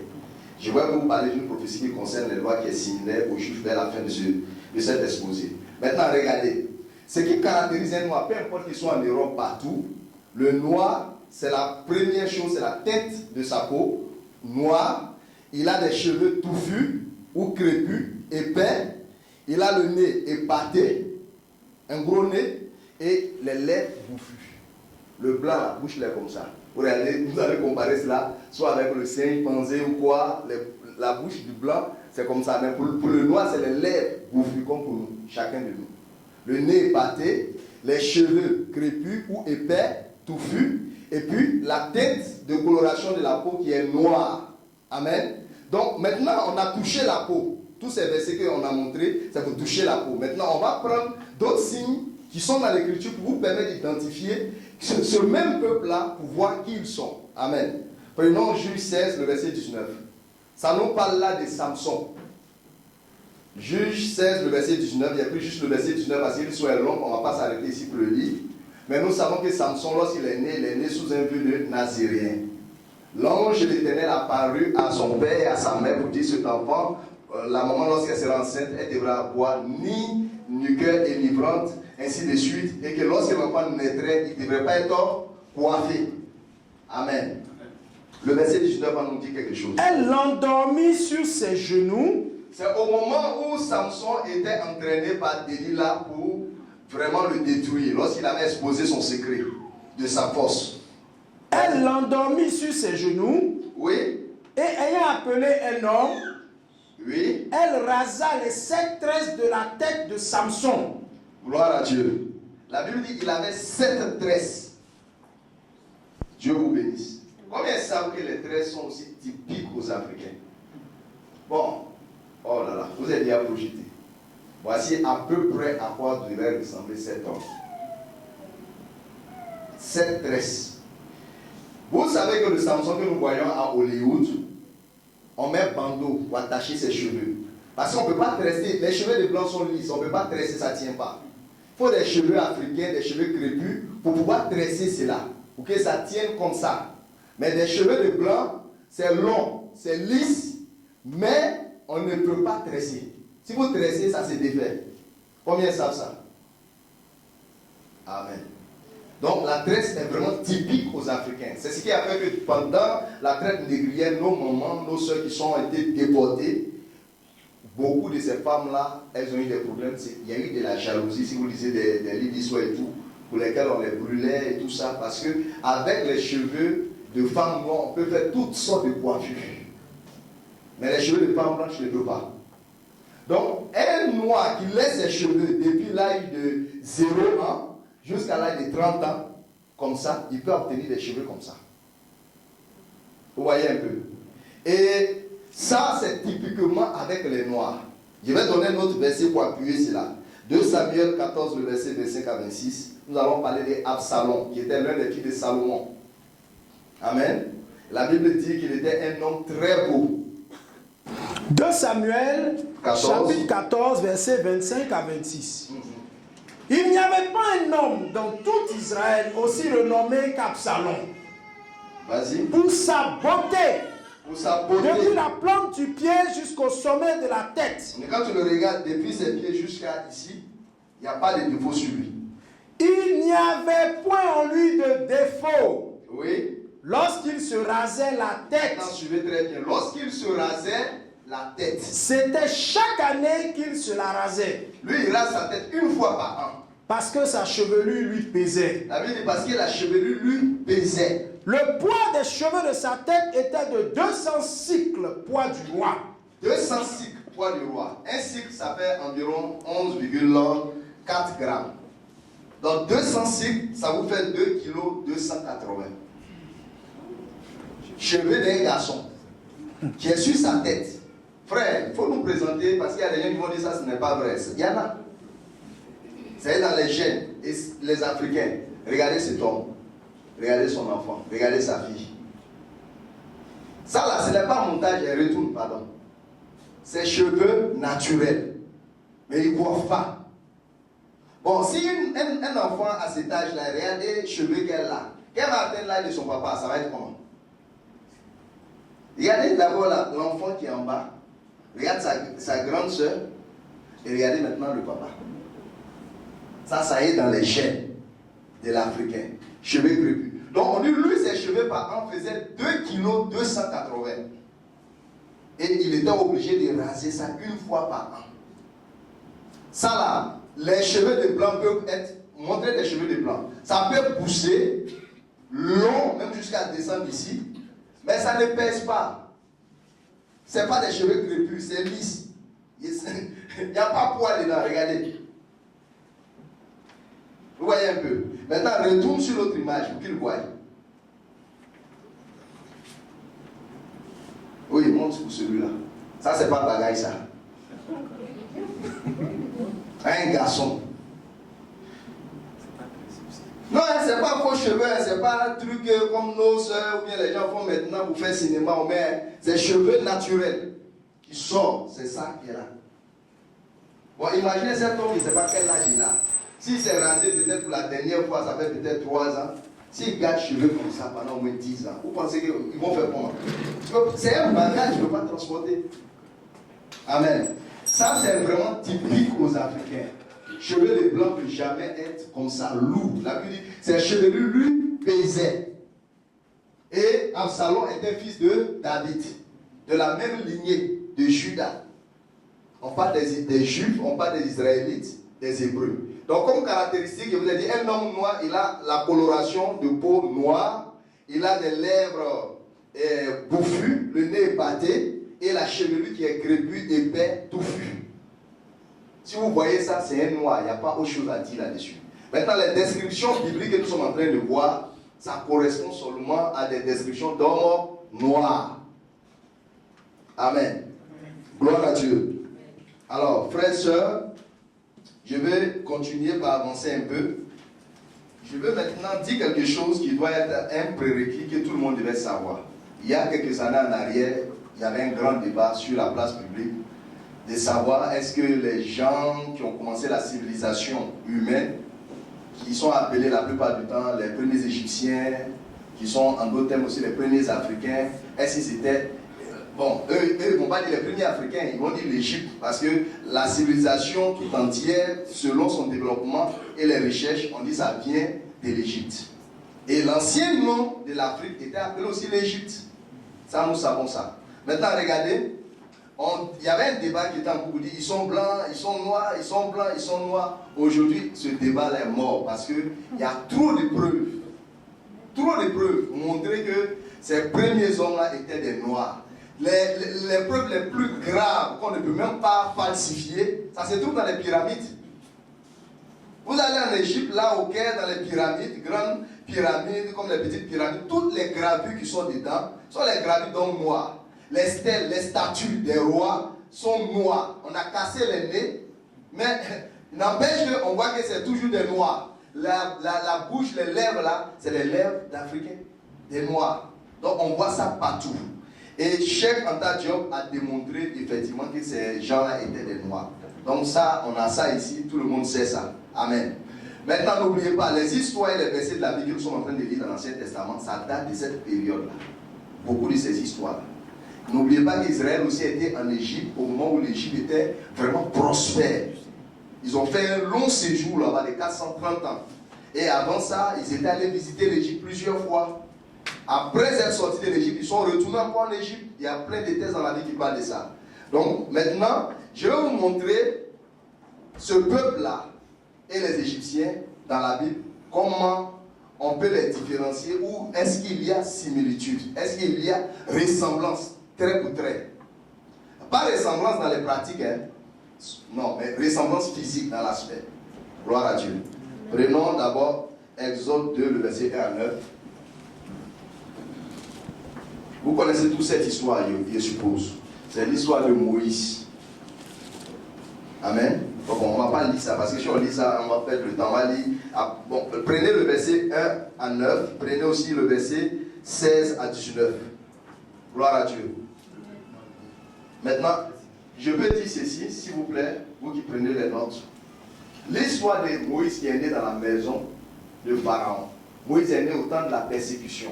Moïse est né au temps où c'était vraiment le temps où on tuait tous les premiers mâles. Tous les garçons qui naissaient hébreux, on les tuait. Vous savez que c'est pendant ce temps que Dieu va prendre Moïse pour aller le garder où? Chez Pharaon. Si les Hébreux étaient différents en aspect des Égyptiens, et que Moïse ou les Juifs ou les Hébreux étaient des Blancs, est-ce qu'on pouvait le garder dans la maison de Pharaon qui était des Noirs? Et puis il allait être vraiment caché. Il a pu être gardé là-bas parce que quand on regarde, il se ressemble très pour très.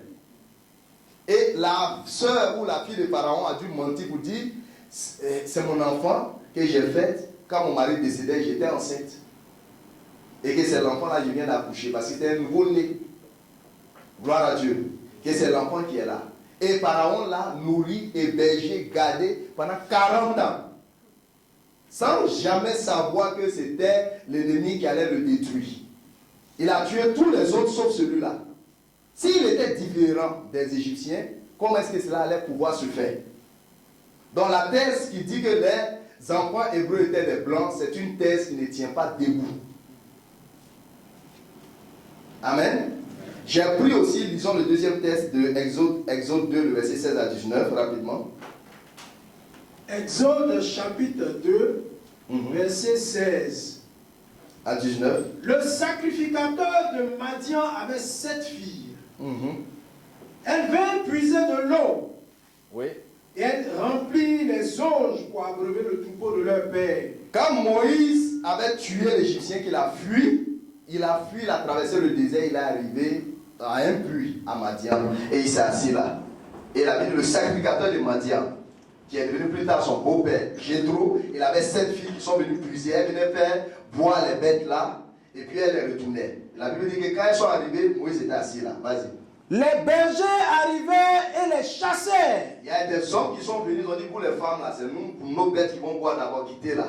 Alors Moïse se leva, prit leur défense et fit boire leur troupeau. Moïse a chassé ces hommes-là et il a fait boire le troupeau de ces jeunes femmes. Quand elles furent de retour auprès de Réuel leur père, oui, il leur dit, pourquoi revenez-vous si tôt aujourd'hui? Parce qu'habituellement, c'est l'habitude de ces hommes-là. Quand elles arrivent là-bas avec leur troupeau en premier, comme elles sont femmes, elles n'ont pas de force, on les fait attendre. Et les autres là vont boire d'abord. Et quand ils ont fini, qu'ils s'en vont, si c'est à 18h, les bêtes vont boire avant qu'elles rentrent à la maison. Donc elles rentrent tard. Mais aujourd'hui, Dieu les a accordé un défenseur qui a fait boire les bêtes et qui les a libérées. Elles répondirent. Elles ont dit à leur papa, écoutez bien, un Égyptien nous a délivrés de la main des bergers. Est-ce que c'est parce qu'il avait porté une tunique d'Égypte? Non.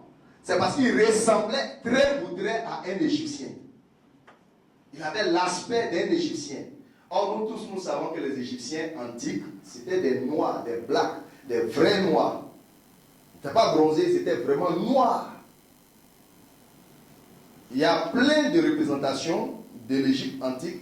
Vous allez les voir, ils sont vraiment noirs. Parce que vivre sous une température de 40 degrés, 50 degrés, il faut avoir assez de pigmentation pour supporter ça, pour ne pas que le cancer puisse affecter à cause des rayons ultraviolets du soleil. La mélanome, exactement. Gloire à Dieu. Donc tous les rois égyptiens sont blancs. Si vous regardez leurs photos, tout ce qu'il y a comme gravure qu'eux-mêmes ont fait dans la pyramide, tout est noir, noir, noir.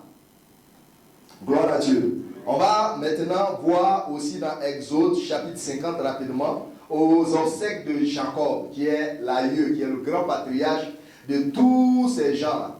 C'est Jacob qui est devenu Israël et c'est de Jacob aussi qui sont sortis les 12 tribus qui forment le peuple d'Israël. Amen. Vous allez voir lorsqu'il est décédé, il était décédé en Égypte, dans Genèse, s'il vous plaît, 50. Excusez-moi. Genèse chapitre 50. Le verset 7 à 11. Il est décédé en Égypte, mais il avait fait promettre à son fils Joseph, lorsque je mourrai, vous devez aller m'enterrer à Canaan. Parce qu'il y avait une promesse de résurrection, là-bas à Canaan, dans la caverne de Macpéla, où tous les patriarches avaient été enterrés, Abraham et sa femme et tout. Donc son fils Joseph, qui est un prophète, devait le ramener là-bas. Donc ils sont sortis de l'Égypte pour traverser, pour venir à Canaan. Et je vais vous informer, tous les habitants de Canaan aussi étaient des Noirs, les Cananéens, les Phénésiens, à cette époque-là. Gloire à Dieu. Maintenant, eux, lorsqu'ils quittent l'Égypte, ils étaient rentrés en Égypte étant 70 personnes. Quand ils sortaient, ils étaient plus de 600 000 personnes, comme la Bible le dit dans Exode 12. Amen. Maintenant, imaginez que le patriarche est mort avant que la persécution ne commence. Il va dire peut-être qu'ils sont... En tout cas, la Bible dit le jour là, toutes les grandes familles sont parties en dehors des enfants qui sont restés avec les bêtes. Amen. Maintenant, regardez ce que la Bible va donner comme témoignage. Allons-y rapidement. Verset 7 à 11, il dit. Verset 7 à 11. Joseph monta. Oui. pour enterrer son père. Avec lui montaient tous les serviteurs de Pharaon, anciens de sa maison, tous les anciens du pays d'Égypte. Donc, Joseph qui est juif, qui est hébreu, avec tous ses frères, vont monter pour aller enterrer les papas, avec leurs femmes, leurs enfants. Et la Bible dit, les gens de Pharaon aussi qui le respectaient parce qu'il était premier ministre, ils sont partis en délégation pour l'accompagner, pour faire les obsèques de son père. Toute la maison de Joseph, ses frères et la maison de son père, on ne laissa dans le pays de Gozen que les enfants, les brebis et les bœufs. Amen. Vas-y. Il y avait encore avec Joseph des chars et des cavaliers, en sorte que le cortège était très nombreux. Oui. Arrivé à l'air d'Atad, qui est au-delà du Jourdain, il fit entendre de grandes et profondes lamentations. Et Joseph fit en honneur de son père un deuil de 7 jours. Les habitants du pays, les Cananéens, furent témoins de ce deuil dans l'air d'Atad et ils dirent, voilà un grand deuil parmi les Égyptiens. Voilà un grand deuil parmi les... Écoutez, Pharaon a pris des représentants. Tel ministre, tel grand allait accompagner Joseph parce que son papa est décédé. Mais Joseph lui-même et ses frères, toutes leurs familles sont partis en laissant seulement les bêtes et les enfants. Et arrivé là-bas, des Cananéens qui sont dans la zone, puisqu'ils avaient acheté un caveau familial là-bas. Donc ils ramenaient le corps pour l'enterrer, le placer dans le caveau d'Abraham et de Sarah et tout cela. Jacob venait aussi pour être ajouté à cela. Et ils arrivent là, les gens là, ils regardent, ils disent, voici un grand deuil parmi les Égyptiens. Quand même, on connaît Égyptiens et on connaît aussi Hébreux. Gloire à Dieu. Mais quand on les regardait, il n'y avait pas de différence. Ils se ressemblaient trait pour trait. Donc si ces Égyptiens là étaient des Noirs, comme cela est confirmé, alors tous ces Hébreux aussi étaient des Noirs, parce qu'ils ne pouvaient pas être différents d'eux. Amen. Amen. Gloire à Dieu. Je suis prêt aussi à vous montrer par la Bible que cette similitude a demeuré, même jusqu'à ce que Jésus vienne, ils étaient encore très pour très ressemblants. Bien que l'Égypte a été envahie, vous voyez, juste avant la venue du Christ par des Arabes. On connaît la date de ça aussi, gloire à Dieu. Donc, pour prouver ça, allons-y dans le livre des Actes, chapitre 21, le verset 35 à 37. Donc, vous voyez qu'on les prenait, ils ressemblaient, on les assimilait, on les confondait aux Égyptiens. Actes, chapitre 21, verset 37. Là, maintenant, on parle de Paul. Au moment... Apôtre Paul, excusez, je vous donne l'arrière-plan. Paul est rentré à Jérusalem pour venir adorer, ainsi de suite. Mais pendant ce temps, il y a eu des émeutes. Et les gens ont suscité la foule contre Paul. En disant qu'il prêche partout, qu'il faut rejeter la religion judaïste, qu'ils sont du faux, ainsi de suite. Donc les gens ont pris Paul, les gens étaient prêts à le tuer. Amen. Et Paul, le tribun qui dirigeait cet endroit, est venu pour intervenir, pour prendre Paul. Paul a levé la main pour parler. Vas-y, frère. Au moment d'être introduit dans la forteresse, Paul dit au tribun, oui. M'est-il permis de dire quelque chose? C'est vrai, on m'a frappé. Tu veux me prendre pour m'envoyer. Mais est-ce que je peux dire au moins une parole? Le tribun répondit, oui. Tu sais le grec? Vous comprenez? Il a parlé en grec. Parce que le tribun, c'était un Romain. Oui, donc il comprenait le grec et tout ça. Et il lui parle en grec. Il dit, ah bon, tu parles grec? Tu n'es donc pas cet Égyptien qui s'est révolté dernièrement. Est-ce que vous comprenez? Donc, jusque-là, le monsieur le prenait pour un Égyptien qui est venu troubler la foule pour mettre du désordre dans le coin. Mais attends, donc l'Égyptien qui a trompé les gens, qui a pris au moins 4000 personnes pour aller dans le désert pour les tromper, ce faux prophète-là, ce n'est pas toi. Il dit non, moi je suis un juif, Paul de Tarse. Je suis hébreu, né d'hébreu. Je suis de la tribu de Benjamin, il va commencer à se décrire. Donc ça veut dire même Paul était pris pour un Égyptien. Ça veut dire Paul était un noir. Ça va? Jusqu'ici, est-ce que ça va? Gloire à Dieu. On va doucement, hein? Parce que cette séance, pour vous dire vrai, on l'a tenue non pas seulement à cause des nouveaux, mais aussi à cause des délégués, pour qu'ils puissent assimiler ce dont nous parlons. Ce dont nous parlons. Gloire à Dieu.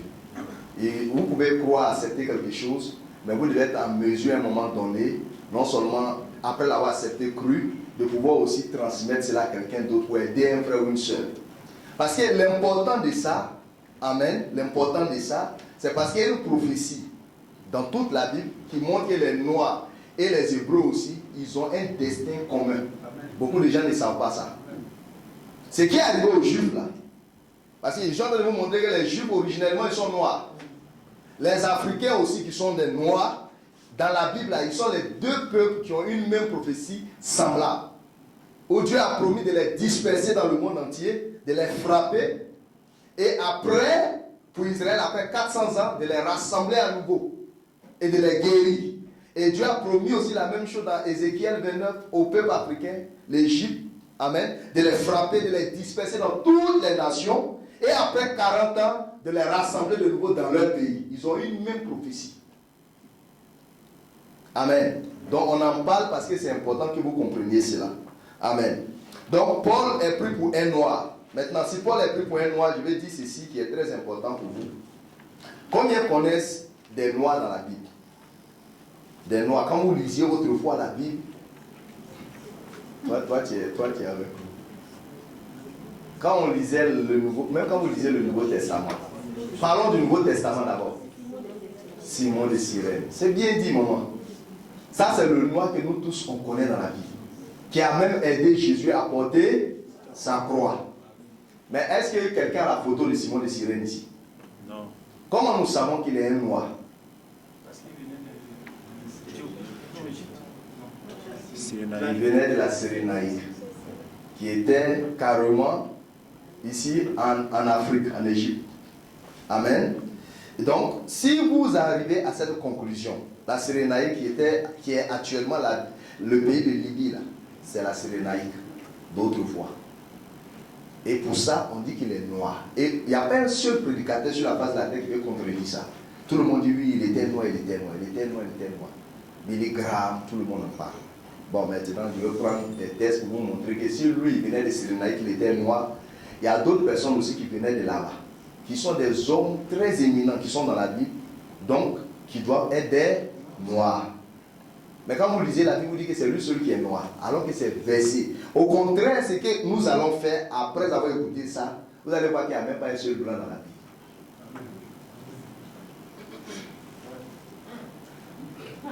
Bible.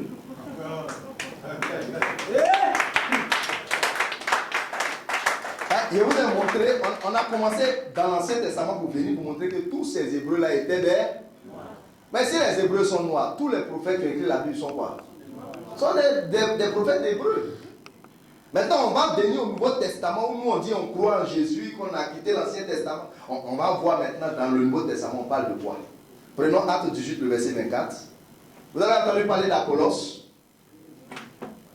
à Monson, avec Apollos, qui était un grand érudit juif. Amen.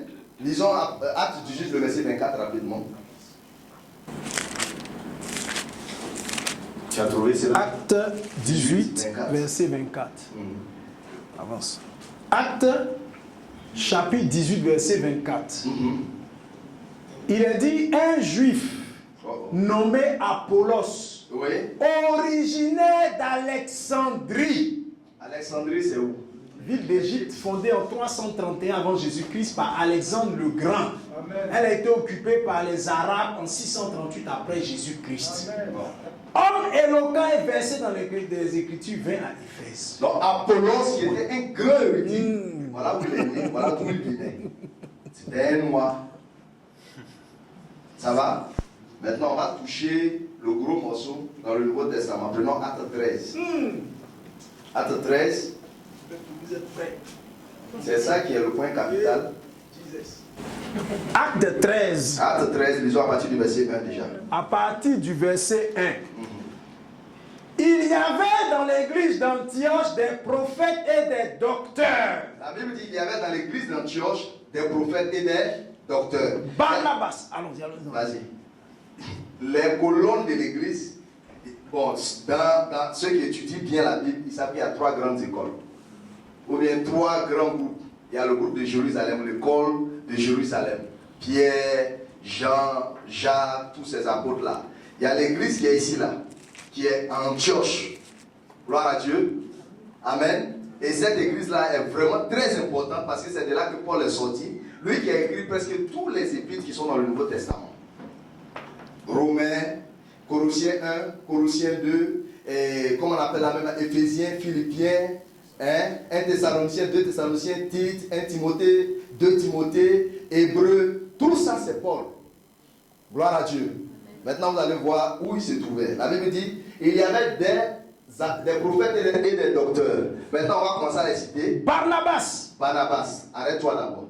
Quand on parle de Barnabas, beaucoup de gens n'ont pas de référence sur Barnabas. Mais je vais vous donner des tests rapidement. Prenez Actes 4, 26 et 36. Actes 4, verset 36. Vous allez voir, la Bible parle de Barnabas là-bas. Au début du christianisme, Barnabas avait un autre nom, mais c'est les apôtres qui l'ont surnommé eux-mêmes Barnabas. Vas-y frère. Joseph. Il s'appelait Joseph. Joseph, surnommé par les apôtres Barnabas. Surnommé par les apôtres Barnabas. Ce qui signifie fils d'exhortation. Ce qui signifie fils d'exhortation. Lévite. On dit c'était un quoi? Lévite. Un Lévite. Donc il était un hébreu. Originaire de Chypre. De Lévi. Donc c'était un noir. C'est au Lévite là que Dieu disait dans Lévitique 13 que si quelqu'un a le vitiligo ou l'albinisme partiel, qu'il vienne se présenter et tu vas l'examiner. Donc lui, il était de cette tribu qui examinait les gens. Et quand le christianisme est venu, il s'est aussi donné au Seigneur Jésus-Christ. Il a arrêté de faire les sacrifices de moutons, de boucs et tout ça pour présenter le véritable sacrifice de Dieu qui était Jésus-Christ, l'agneau de Dieu, à sa population. Amen. Donc, cet homme-là, la Bible dit qu'il était un Lévite. Donc, il était de la tribu descendant de Lévi. C'était un blanc, un vrai noir, un hébreu. Amen. Donc, lui, j'évacue ce point. Maintenant, on va parler de Siméon. Siméon, appelé Niger. Siméon, appelé Niger. Niger, là, on a un fleuve ici, en Afrique, on appelle. Mais est-ce que vous savez comment nos frères lisent ça? Avant que cette révélation les parvienne, quand ils lisent, il dit Siméon appelé Niger. Il ne dit pas Niger. Vous savez que les noms des villes, les noms des pays étaient aussi auparavant les noms des hommes. Comme Canaan, que vous voyez le pays Canaan là, c'était le nom de Canaan qui était un petit-fils de Noé. Amen. Vous voyez, c'était les noms des hommes qui sont déplacés comme ça. Vous portez des noms de villes, ainsi de suite.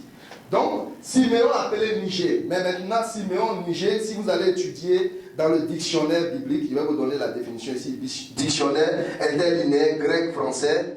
Niger signifie le noir. Le noir. Et, gloire à Dieu, Cheikh Anta Diop, beaucoup de ces gens ne savent pas de ça. Bon, maintenant, si vous ne voyez pas pourquoi on dit Siméon le noir, je vais vous donner un exemple. On est ici en Côte d'Ivoire. Prenons le cas de Baoulé. Le Baoulé, M. Kouassi, il est noir.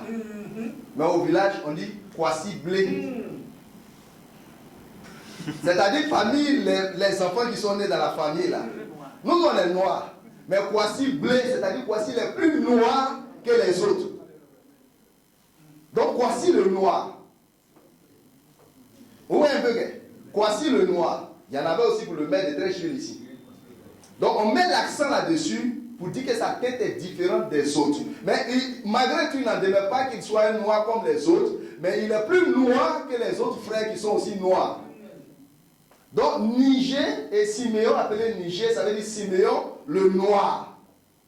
Donc ça veut dire parmi ceux-là qui étaient tous des noirs, on va démontrer cela, Siméon était plus noir que les autres. Voilà ce que ça veut dire. Amen.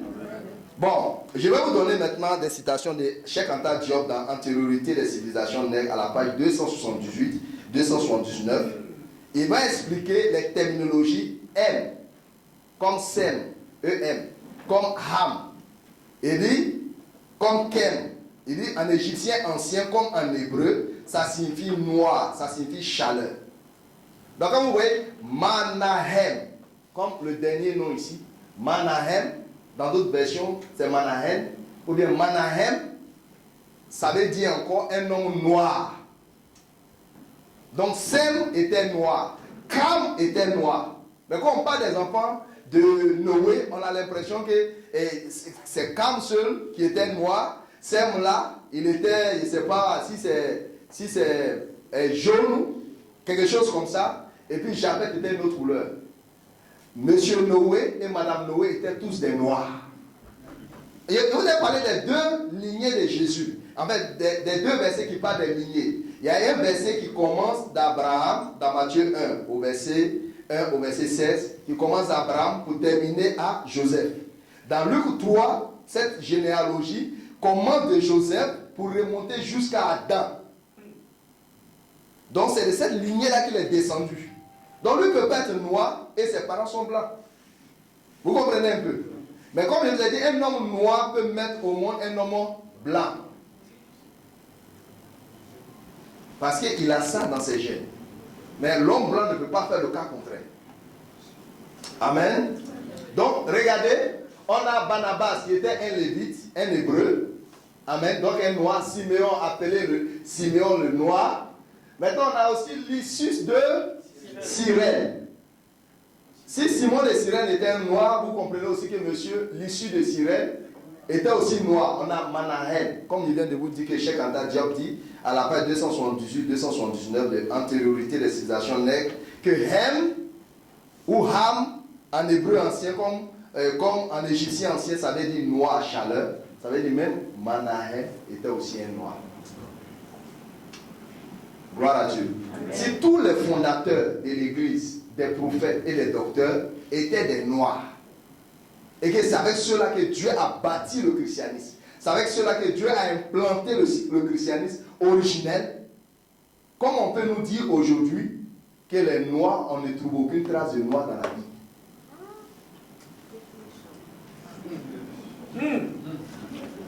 Je ne parle pas de Hollywood, des films de Hollywood, je dis dans la Bible. Au contraire, après ce séminaire, ça sera très difficile pour vous de trouver la trace d'un prédicateur blanc dans la Bible. Exact.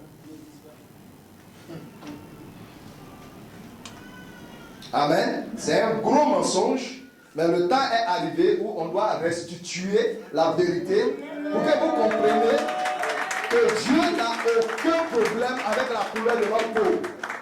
Par ailleurs, c'est une grâce même d'être un noir. Ce n'est pas une malédiction.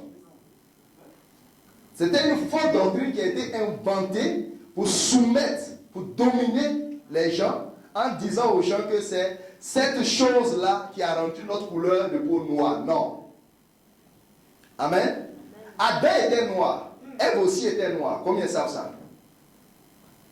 La lignée vous est donnée. Allez lire ça. Vous allez remonter jusqu'en haut là-bas. Dans Luc 3. Gloire à Dieu. Amen.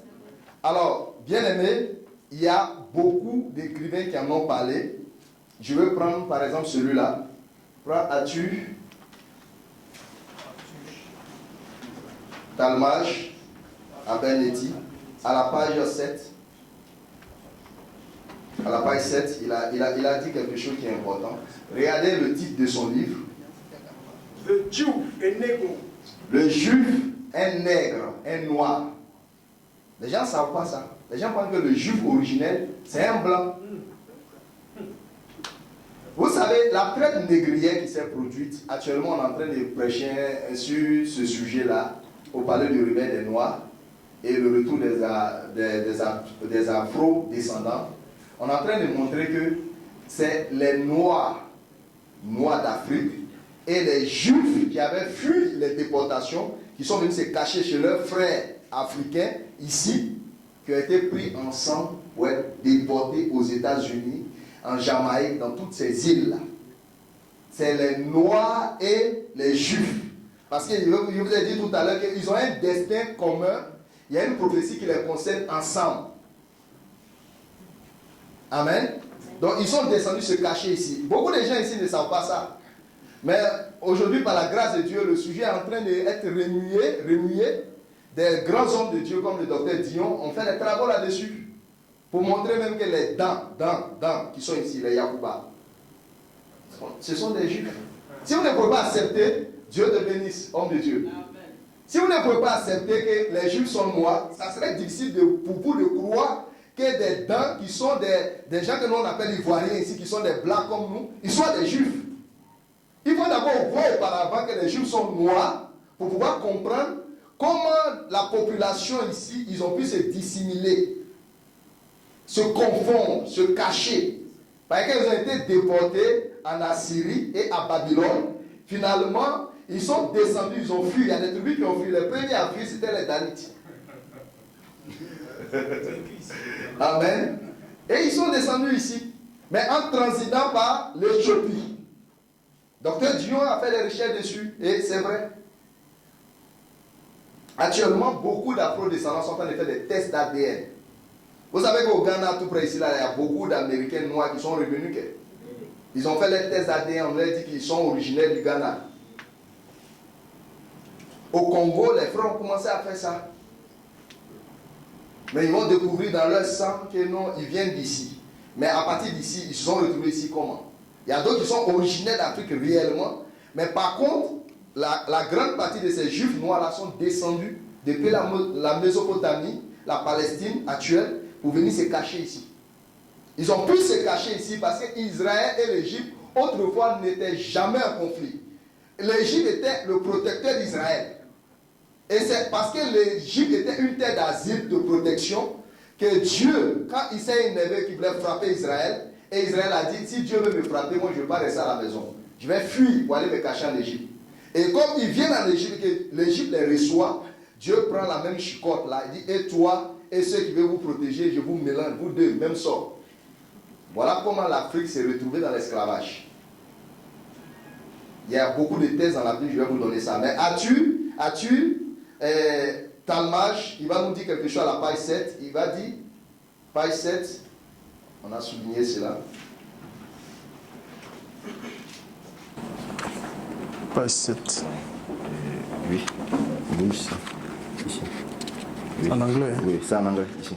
C'est bon, C'est la page 7 en anglais. c'est en anglais. Mais tu peux lire. Non, chacun a fait son travail.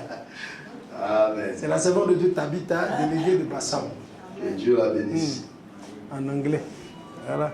The original Jews were therefore short, dark, people of long-headed type. The original Jew and Negro were then descended from the same father. Tu peux interpréter. Les Juifs originels étaient donc courts, noirs, des peuples de teint noir et avec une longue tête.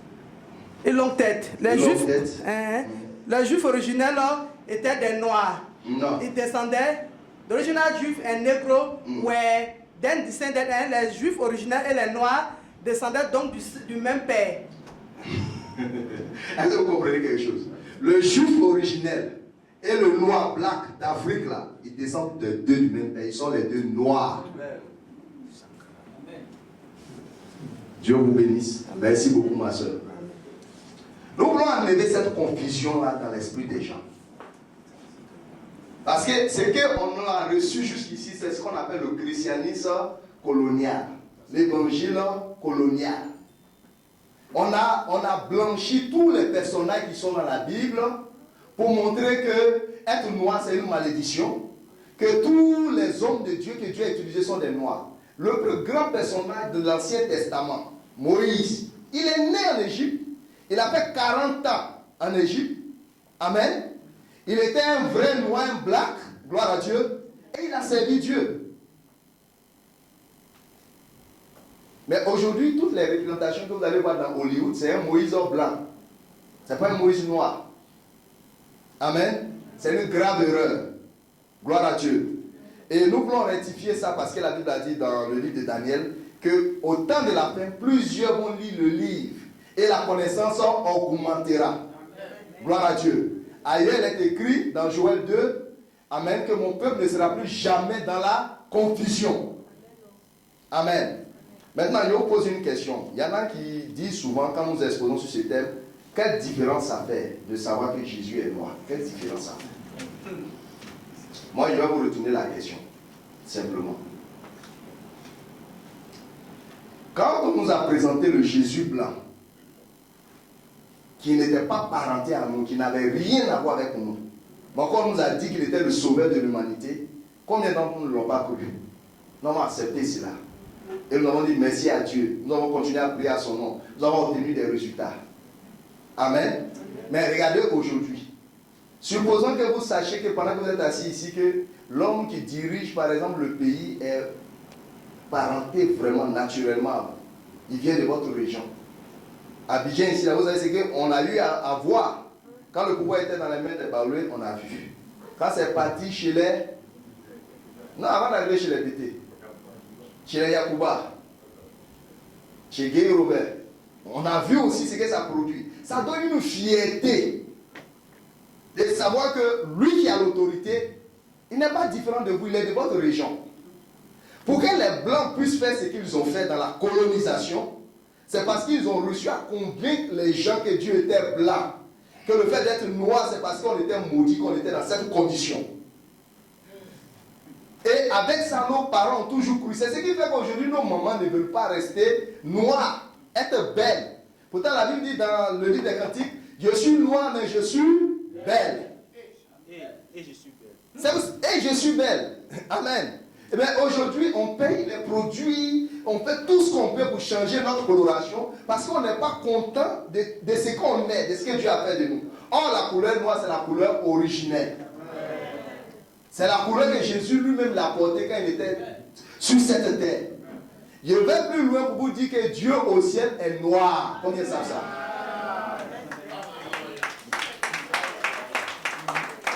Les anges qui sont dans la Bible, je n'ai pas dit qu'ils sont à Hollywood, ils sont dans votre Bible, ils sont noirs.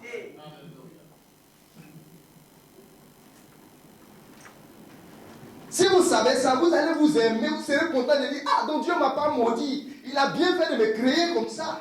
Je suis une belle créature merveilleuse. Vous n'allez même pas envier ces femmes-là.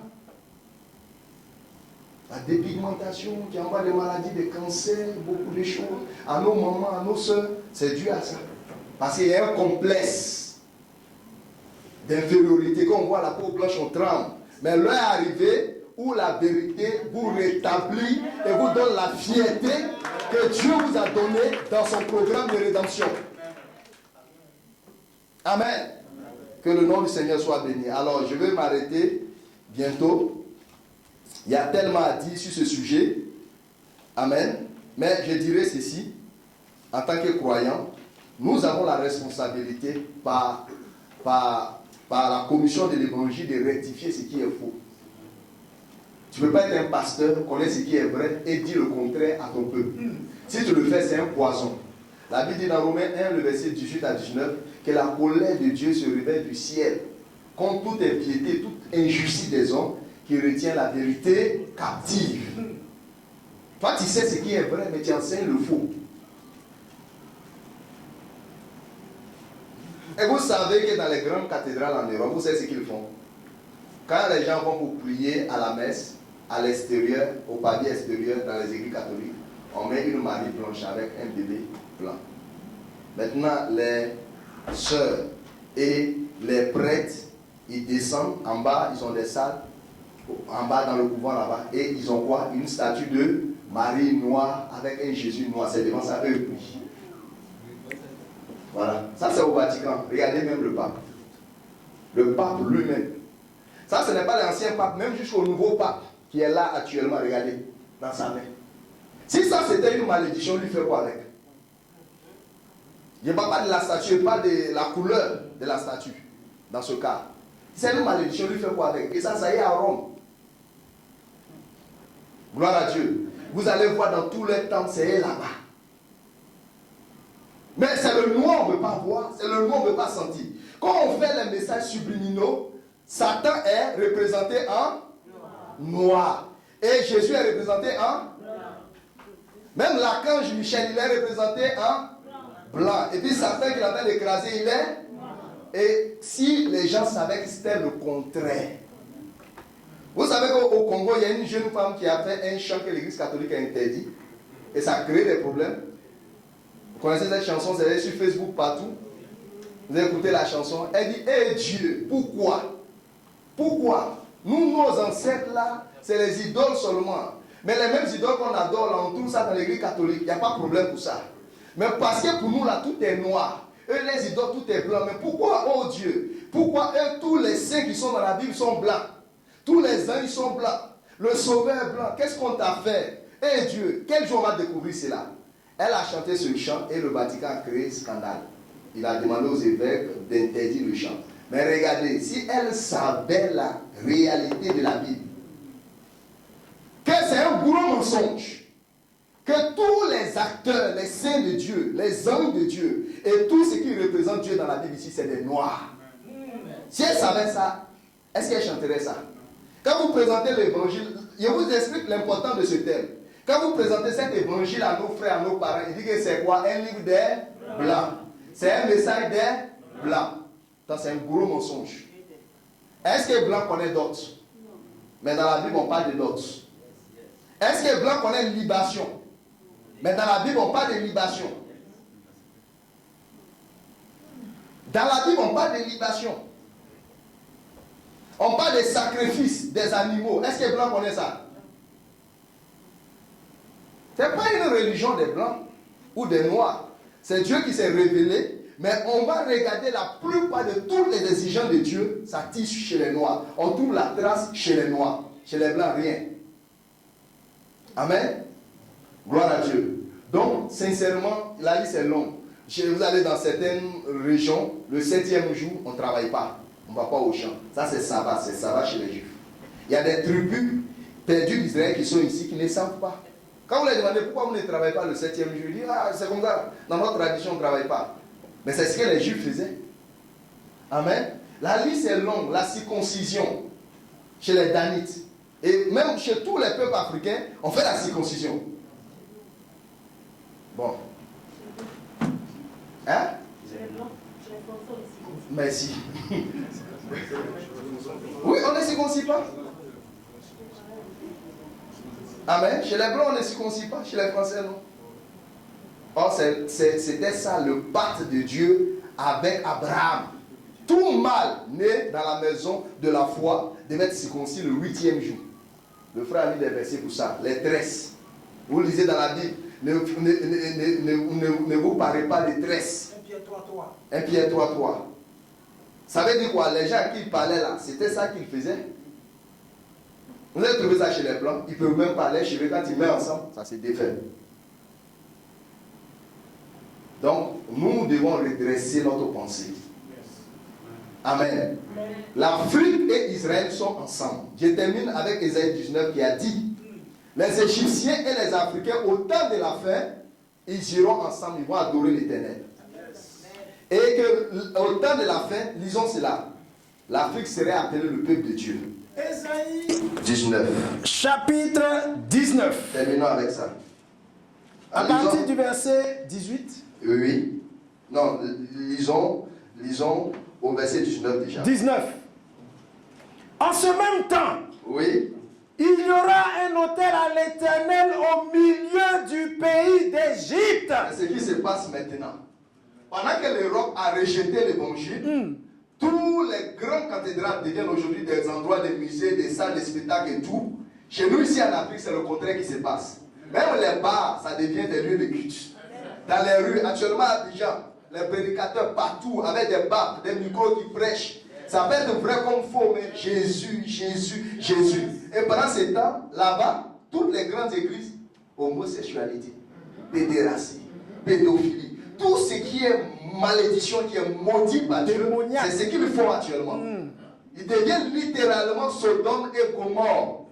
Mais pendant ce temps, en Afrique, Dieu est en train de susciter des hommes de Dieu. On est pauvre, on n'a rien, mais les gens parlent de Dieu partout, dans les familles, dans les maisons. C'est pas n'importe quoi, c'est un réveil. C'est un réveil qui fait ça. L'Occident est fini, l'Occident est terminé, l'Occident est dans son déclin. Il n'y a plus rien à faire. C'est pour cela que vous voyez, quand Dieu finit avec un peuple, avant de le détruire, il laisse, pour amener le jugement, il laisse l'esprit du jugement venir sur eux, et ça se manifeste par des choses qui sont contre nature. Et ces choses qu'ils font là, c'est ça qui amène le feu de Dieu à détruire ces nations. Mais pendant ce temps en Afrique, même nos parents qui adoraient les idoles et tout le monde commence à aller à l'église. Partout on parle de Jésus. Il n'y a pas un continent actuellement dans le monde entier où on prêche l'évangile plus qu'en Afrique. Amen. Et nous allons, la Bible dit, en ce temps-là, il aura au milieu de l'Égypte, au milieu de l'Afrique, entendez par Égypte, Afrique. Et sur la frontière, un monument à l'Éternel. Il y aura un autel. C'est cet autel-là qui fait que les hommes de Dieu se lèvent aujourd'hui pour vous dire, nous ne sommes pas ici par hasard. Dieu a un programme pour l'Afrique. Ce sera pour l'Éternel des armées un signe, un témoignage dans le pays d'Égypte. Dans le pays d'Égypte, c'est-à-dire en Afrique, Dieu va laisser un signe. Ils crieront à l'Éternel à cause des oppresseurs. Les Africains vont crier à l'Éternel à cause des oppresseurs. Et il enverra un sauveur et un défenseur pour les délivrer. Pour délivrer les Africains. Vous voyez maintenant, ce réveil spirituel est en train d'affecter le domaine politique. Alléluia. Partout, les peuples disent, on en a marre. On est fatigué du maître cruel. Amen. Et nous savons ce qui s'est passé. Mais aujourd'hui, ce réveil dont nous parlons, ça va impacter les Africains. Ils vont connaître Dieu. Comme la Bible a dit, ceux qui connaîtront les dieux feront des exploits. Et aujourd'hui, vous voyez que Dieu n'est pas différent de vous. Dieu ne vous a pas haï en vous donnant cette couleur. Dieu vous a choisi et vous a aimé. Amen. Et l'Éternel sera connu des Égyptiens. La Bible dit, l'Éternel sera connu des Africains. Et les Égyptiens connaîtront l'Éternel en ce jour-là. C'est ce jour-ci. Ils feront des Ça sera plus sacrifices. des illusions. Dieu va devenir clair, ça va devenir réel. La Bible là sera plus une Bible coloniale. Tu vas voir que la Bible là est même chose comme ta coutume. Coutume tu pratiques là, mais ta foi était mal orientée. Et l'évangile pur va redresser ta foi. Avec ça, tu pourras aller vers tes parents au village pour dire qu'ils sont des enfants de Dieu. Ils ne savaient pas ça. Ils ne sont pas maudits. Dieu les a aimés. Un Africain, même s'il n'est pas chrétien, tu ne peux pas le convaincre de pratiquer l'homosexualité. Tu ne peux pas aller dans un village, voir un vieux qui ne connaît pas Jésus, lui dit il faut faire ça. Il va te maudire.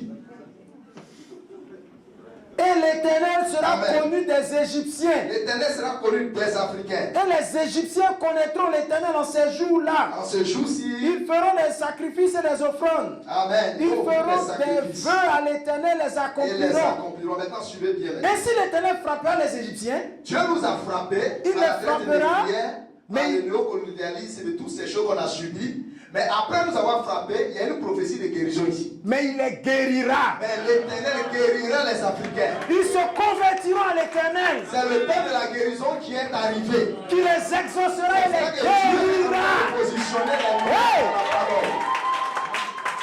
Alléluia. En ce même temps, En ce même temps, il y aura une route d'Égypte en Assyrie. oui, Les Assyriens iront en Égypte l'Égypte, ils vont et venir les ici, Égyptiens en en Assyrie. Assyrie. Et les Égyptiens avec les Assyriens serviront Serviront l'Éternel. Maintenant, écoutez très bien. En ce même temps, En ce même temps, Israël Israël que vous appelez sera, lui, troisième. Israël va devenir troisième quand Dieu va faire le classement au temps de la fin. Israël, le peuple de Dieu qu'on voit, Israël, celui qui bénit, Israël est béni. Celui qui bénit, Israël sera troisième. Troisième. Qui sera premier? Unis à l'Égypte et à la Syrie. Mais ils seront unis à l'Égypte qui est l'Afrique et à la Syrie. Et ces pays seront l'objet d'une bénédiction. Ces pays-là seront bénis. Dieu va les bénir comment? L'Éternel les bénira en disant. L'Éternel les bénira en disant. Il commence par le troisième. Il commence par qui? Béni soit par le troisième. premier. Par le premier. Le premier. Béni soit l'Égypte, mon peuple. Béni soit l'Afrique. Reprends ça. Béni soit l'Afrique, mon peuple. Béni soit l'Afrique, mon peuple. Mon peuple sait que c'est moi qui l'ai enfanté. Amen. Béni soit l'Afrique, mon peuple. Oui. Et la Syrie, œuvre de mes mains. Oui. Je l'ai fabriqué. Et Israël, mon héritage. Israël, c'est mon héritage. Je l'ai hérité de l'Égypte, mon peuple. Hey. Donc tu es le peuple de Dieu assis ici sur moi. Vraiment que Dieu vous bénisse. Le temps est parti, je vais m'arrêter ici. Et on va prendre les préoccupations. Dieu vous bénisse. Alléluia. Est-ce qu'on peut acclamer le Seigneur? Est-ce qu'on peut acclamer le Seigneur? Est-ce qu'on peut se réunir debout acclamer le Seigneur? Est-ce qu'on peut acclamer le roi des rois, le Messie, le Dieu de l'Afrique, le Dieu des Hébreux, le Dieu de l'Afrique, l'Éternel?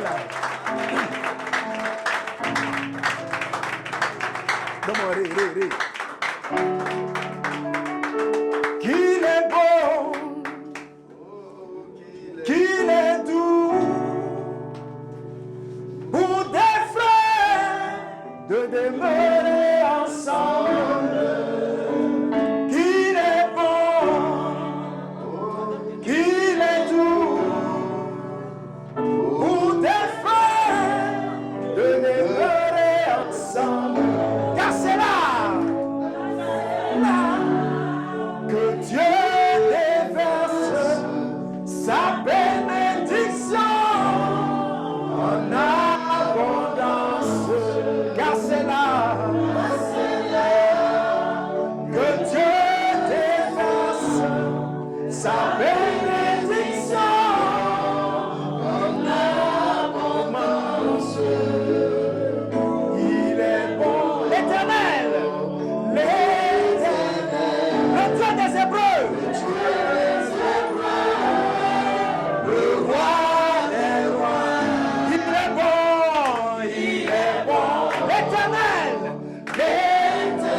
le Dieu de l'Afrique, le Dieu de l'Afrique, le roi des... Il est bon, l'Éternel, le Dieu de l'Afrique, le roi des rois. Quand il passe, tout fait silence. Quand il se lève, tout se disperse. Quand il passe, tout fait silence. Quand il se lève, tout se disperse. Il est bon, l'Éternel, le Dieu de l'Afrique, le roi des rois. Il est bon, l'Éternel, le Dieu de l'Afrique, le roi. Il est bon, l'Éternel, le Dieu de l'Afrique, le roi des rois. Il est bon,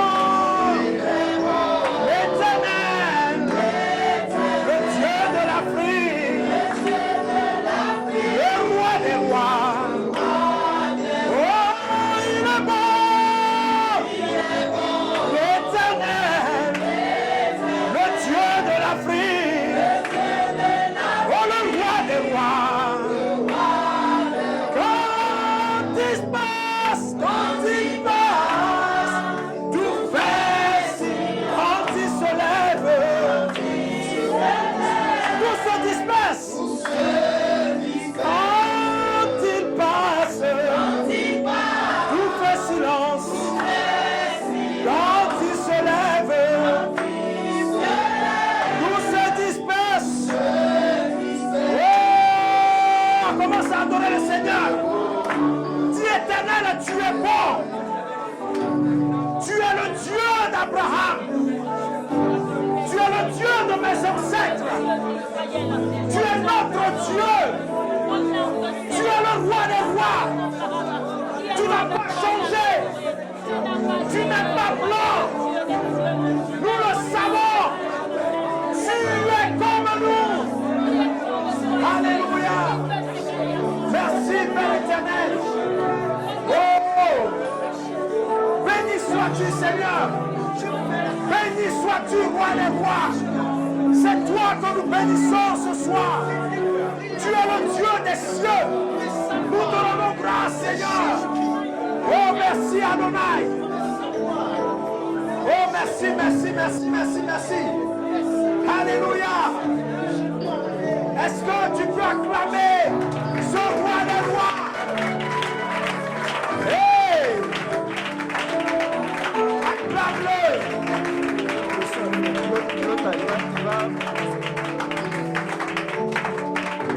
Merci Seigneur. Est-ce que nous pouvons nous asseoir? Que son nom soit béni.